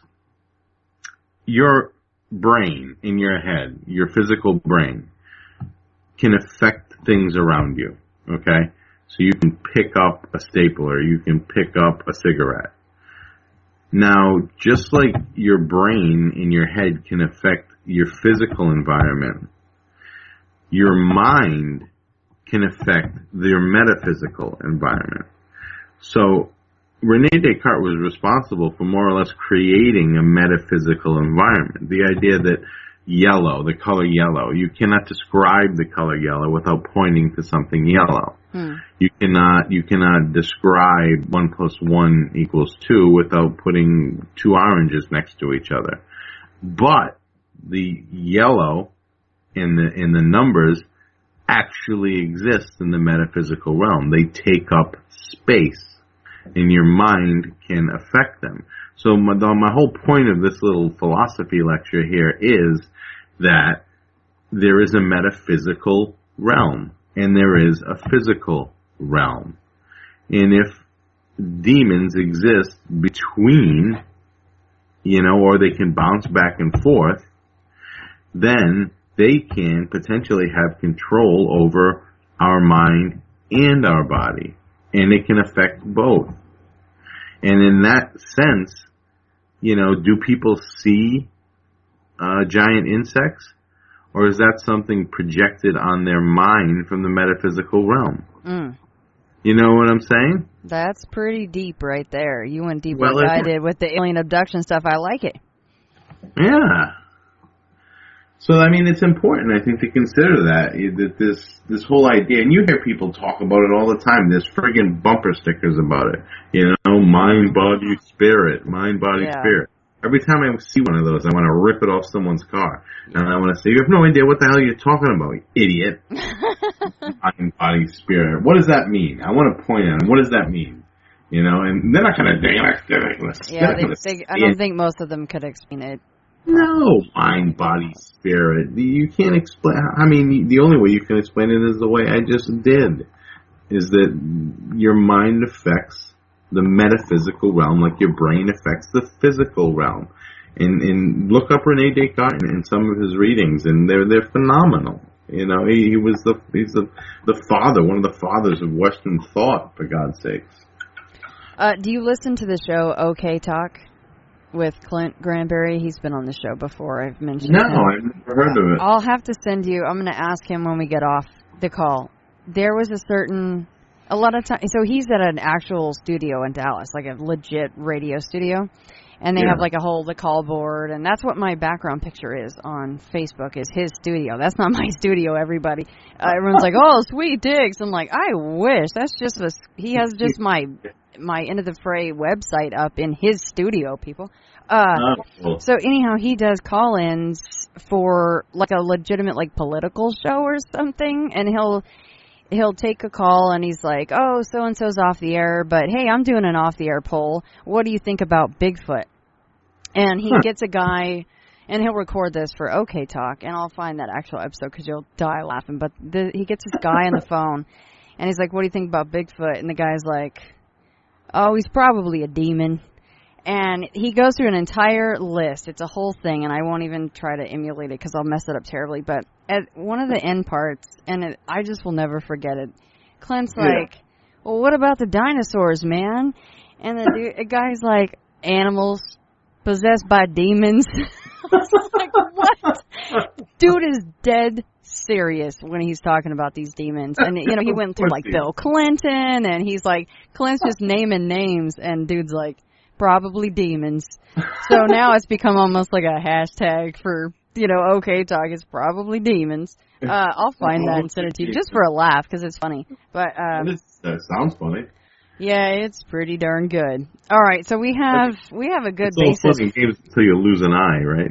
Oh, yeah, exactly. And they actually had he and Matt actually had something really strange sent. That's why I was laughing about your whole toad thing. I was like, watch what you say, because people send you stuff, and they had a box full of, like, dirt, and I can't remember what was all in that box, but he opened it on the air, and they're like, what the hell is in this box? It was supposed to be dirt from some mound somewhere, and he's like, great, now I'm freaking cursed. I'm touching this dirt. God knows where it's from. That's the scary thing about, you know, when you're recording stuff and you think you're just saying things, but people are like, oh, I can really mess with this person right here. Yeah, right. Yeah, you just never know. People they're very resourceful, and they have a lot of time on their hands. Let's just put it that way, nicely, right? And I listen to, like I said, a lot of podcasts like yours. I also listen to a lot of true crime podcasts, like Missing Ari, and, you know, that's a really good one. I love the disappearing, you know, when people vanish, David Paulides type stuff. Uh-huh. In his one, in one of his books was all about the devils in the details, right? Mm-hmm. Yes. And it was all about people disappearing where devil was in the name. Devil was in the name. Something having to do with devils or demons. Why did he write that book?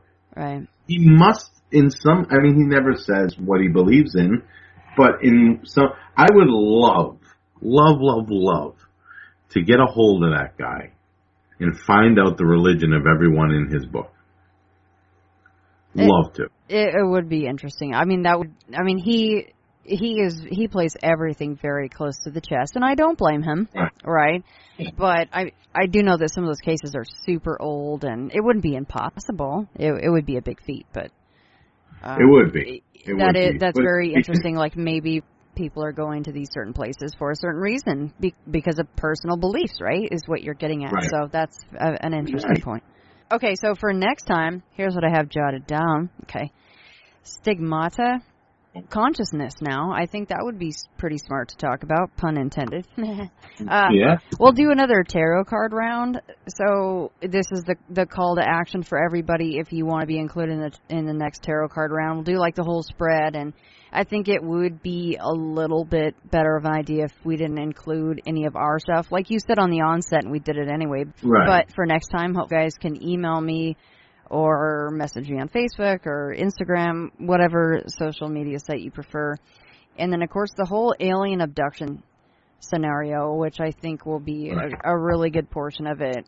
That's a rabbit hole, can of worms, whatever you want to call it, that we can easily cover a lot of ground there and tie that in. Not that we're going to try to, but there's a lot of parallels there, and you cannot deny it. Right.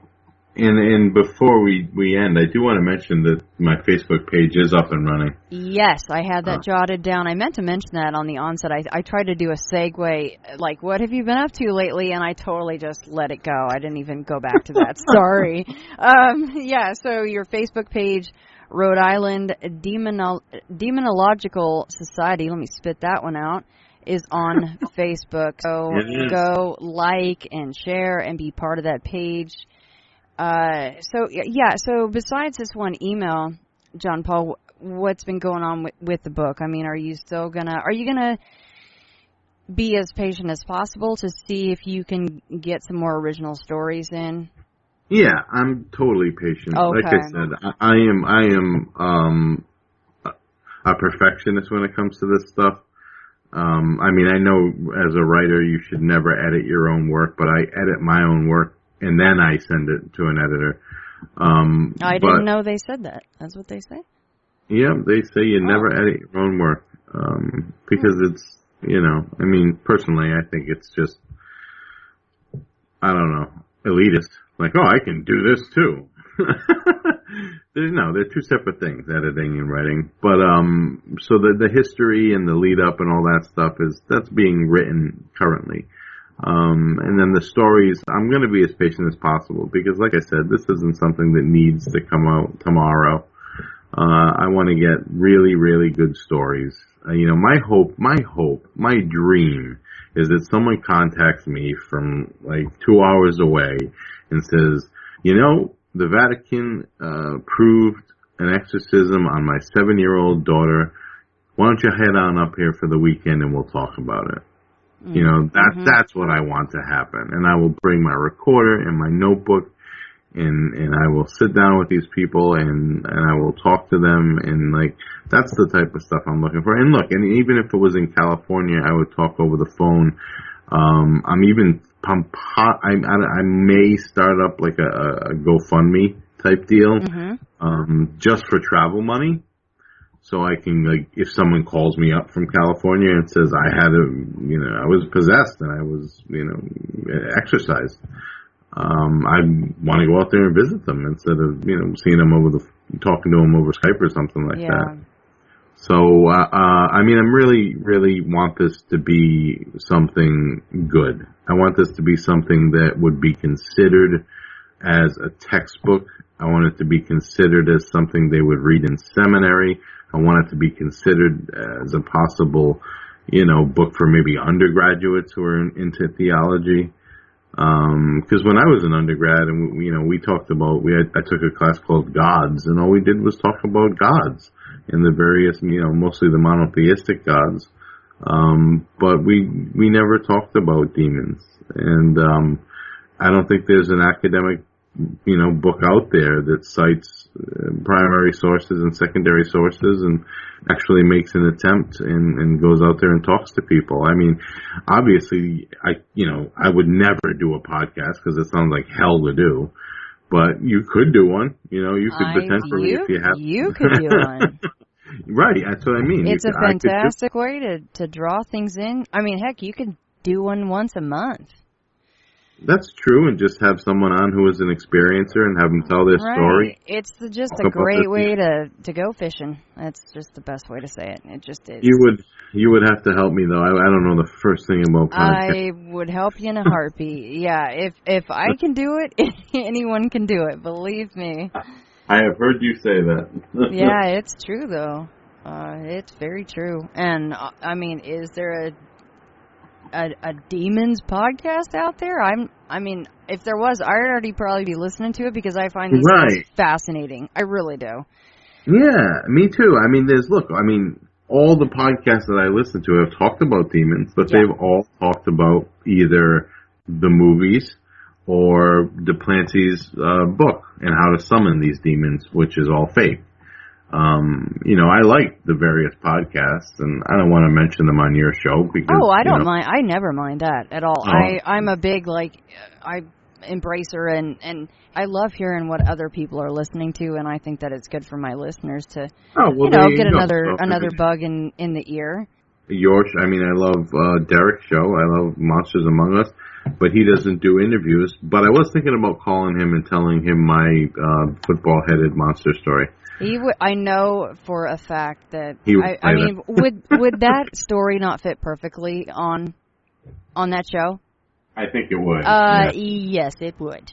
Yes, it would. I do have his number written down. I was just going to say, don't make me message him and go, if Jon-Paul Capece doesn't call you within a week, let me know. I will give him help. But also expanded perspectives, blurry photos. And Blurry Photos did a whole thing on demonology, and it was basically Duplanty's book. Right. And they're hysterical, those two. And they went online and they found these guys who were, this is how you summon a demon, and it's all bullcrap. Right, but it's funny to listen to. Oh, it's hysterical to listen to. You're summoning someone dreamt up. Yeah, you're like, pluck the left eye out of fish head and swallow it whole at 12 past 3. You're like, what in the world?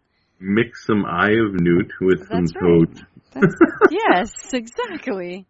I mean, besides those, obviously Mysterious Universe, and I think, I don't know if all these places all these podcasts have done shows on demonology. Well, but, I mean, that's the thing. I'm sure that they have, but I don't think that there is a specific show about demons or possession. Right? You're right. Oppression, like just very specific. Like any of us can. Oh, you're gonna get me into I'm just saying, dude. It's the best way to. I mean, look, you are writing a book, right? So it wouldn't be the worst thing in the world. Like, honest to God, like you could do it once a month, or you could do it bi-weekly. Sometimes, like I think I've told Ryan this too. I'm like, I sometimes fantasize about going to bi-weekly because I'm thinking. Right. It amplifies your time slots, right, and your editing time. Weekly is it's a slog. I love it. I'm not complaining. I'm just saying it's a lot of work. No, but you see, I mean, you must be crazy busy in order to get what you get on the air. And, I mean, it's a lot. I love it, but I get to talk to people like you, and I learn something new every single week. And sometimes I learn something before I even talk to somebody. Like you sent me this beautiful 2-part email today, and I'm like highlighting things. I'm like, this is so cool, and this is why it's a show. I'm glad you like the email, because there's a lot of information in there, and if I were you, I would, really take some of that stuff in, because that'll show you that this is not a Catholic phenomenon. This isn't for people who are, when they hear me talk demons, turn off the podcast. That's not the idea. The idea is that this has been around forever. There's this concept of evil, and all of a sudden, evil has been personified about 2,000 years ago. Yeah, we're talking about, what was your first part? Let's see, recorded history is accepted it began around 3000 BCE. And then the first creation of a myth is 2000 BCE. That's ridiculous, folks. So this goes way beyond like, oh, Jon-Paul is walking out of the Vatican, like, flying the Catholic flag. This is way beyond that. So that's what we're trying to just kind of say through the whole thing. They just absorbed it into whatever they wanted it to be. Right, which is normal. That's what we do as people, form things into our reality and what we have in front of our face and our beliefs. That's what we do as people. And hey, look, I got a client of mine is Muslim, and we talk about jinn all the time. And, oh boy, that's going on the list. Boom, love the jinn. Pep, pep, pep. That's going on the list for next time too. There you go. I want to hear if you're okay with it. Just some of the stuff that you guys talk about with Jen and what his beliefs are. I find that extremely fascinating. So that is on the list for next time as well. Yeah, I will tell you right off the bat, the jinn are not bad like demons. They're not. I thought they hated us human beings with all their fibers of being. No, according to him, they are just another entity. There's angels and that were made of whatever. Then there's us made of clay and jinn made of fire, and they exist in a realm next to ours. But they don't hate us like they're not controlled by Satan. Which is interesting, because Satan is in the Quran, right? Satan has no relationship to the jinn. It's not like he controls them. They're just another race of beings. See, that actually makes it even more fascinating, because that means that kind of took my way of thinking about jinn and just smashed it on the floor, which makes it even better, because now I'm going to have 1,000 more questions for you. Good luck. Like the man from Taken. Good luck. Okay, so next time, stigmata, consciousness, jinn, tarot card, questions, send those in, people, and alien abduction. Okay, also, can people get a hold of you or message you, whether it be, hey, I heard you on that show, and here's a question, or here's my story, come see me, which would be amazing. That's the ultimate goal, right? Can they get a hold of you also through Facebook? And you need to plug your email address.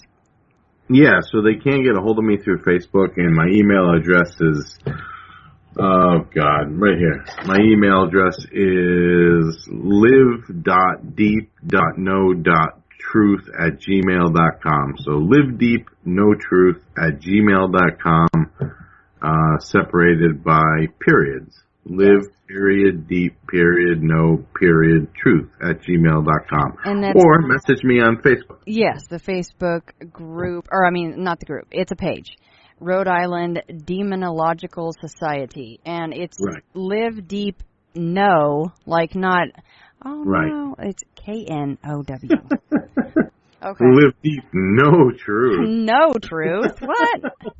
There's no truth here. Live deep, no truth. No. Okay. Good. We got we have the laundry list checked off, and we added some more goodies. So. And please send anything. You want to ask me a question? Ask me a question. You want to tell me a story? Tell me a story. You want to tell me I'm full of shit? Sorry to swear. Hey, you know what? We went 2 hours and 8 minutes without it. One S word. We're doing pretty good, people. Give us some pats on the back. Just give me everything you got so I can start putting pieces together. And, that's the whole point of the website. I'm a little nervous that people can see. Like, I don't want my friends to know I'm doing this. I don't want the people I work for to know that I'm on there. But I think I do have it set to private. But, I want to, this is not meant to be a place where devil worshippers come and are like, right on, man. Yeah. Rhode Island Demonological Society. Let's go out in the woods naked and have sex. Sacrifice time. Black capes. Just bring your black cape, man. That's all you need. Just your black cape. I don't want to do that. I'm not. This is not what this is about. Yeah. This is an academic page, is what this is. Yeah. I want truthful accounts of witnesses to paranormal religious, unexplained religious phenomenon. That's what I want. And stigmata can be included, which we will talk about next time. If you have had the stigmata, please call me or contact me. Yeah, you're like, sweet Lord, yes. That is absolutely on the list. Yeah. I mean, I'm not poking fun, pun intended. But I mean, that would be epic to get one of those kind of accounts. Is that more? I'm sorry, I keep going with my questions. My God, what's wrong with me? What's more rare? I think I know the answer, but I'm just going to ask it anyway. Is stigmata more rare than an actual demon possession? That's a good question, actually. My gut reaction says stigmata is more rare. Yeah, that would be. That's what I was thinking too, but I don't know. But then again, there's no documentation of either. I would imagine if someone showed up to their church and said, I have the mark of the stigmata, they'd be whisked away to the Vatican. Right. Like, cover that fool with a blanket now. Right. See, and that's damn frustrating. It is. That we will never, probably ever, know exactly how many cases of demon possession, actual exorcism, stigmata, these incredible accounts and incidents, we will never know how many there are. And what makes it even worse is if Jesus Christ himself came down from heaven and walked on water into the nearest police station and said he was Jesus Christ, they lock him up. Oh, 100%. 100%. They're like, dude, sweet beard and long hair, but get your butt in that there cell right now. And even if he manifested outside of the cell, they'd be like, "How'd you break out?" Yeah. Be like, "Hey, Billy, you didn't lock the cell again." Right. This Jesus escaped. Like this freaking guy. I don't know if you watched that show, American Gods.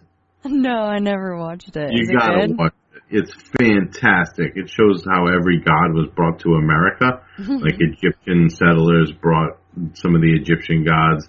And it was actually Mexican immigrants that brought Jesus over, according to this guy's book, which was turned into a show. And it's amazing because he's helping these people cross the border. He's among this group of people that cross the border. And at one point, they come to a river, and this guy's drowning, and he walks on water to save the guy drowning. And then as soon as they get to the other side of the river, these Minutemen gun them down, and they actually shoot Jesus. And Jesus dies?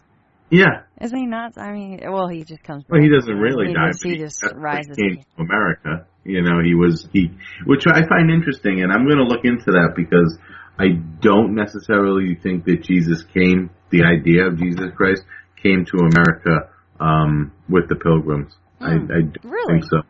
Yeah, I think that there's some truth to that it could possibly have come from somewhere else. Oh, good Lord, that's got to go on the list too. Hold on a second. Jesus, America. There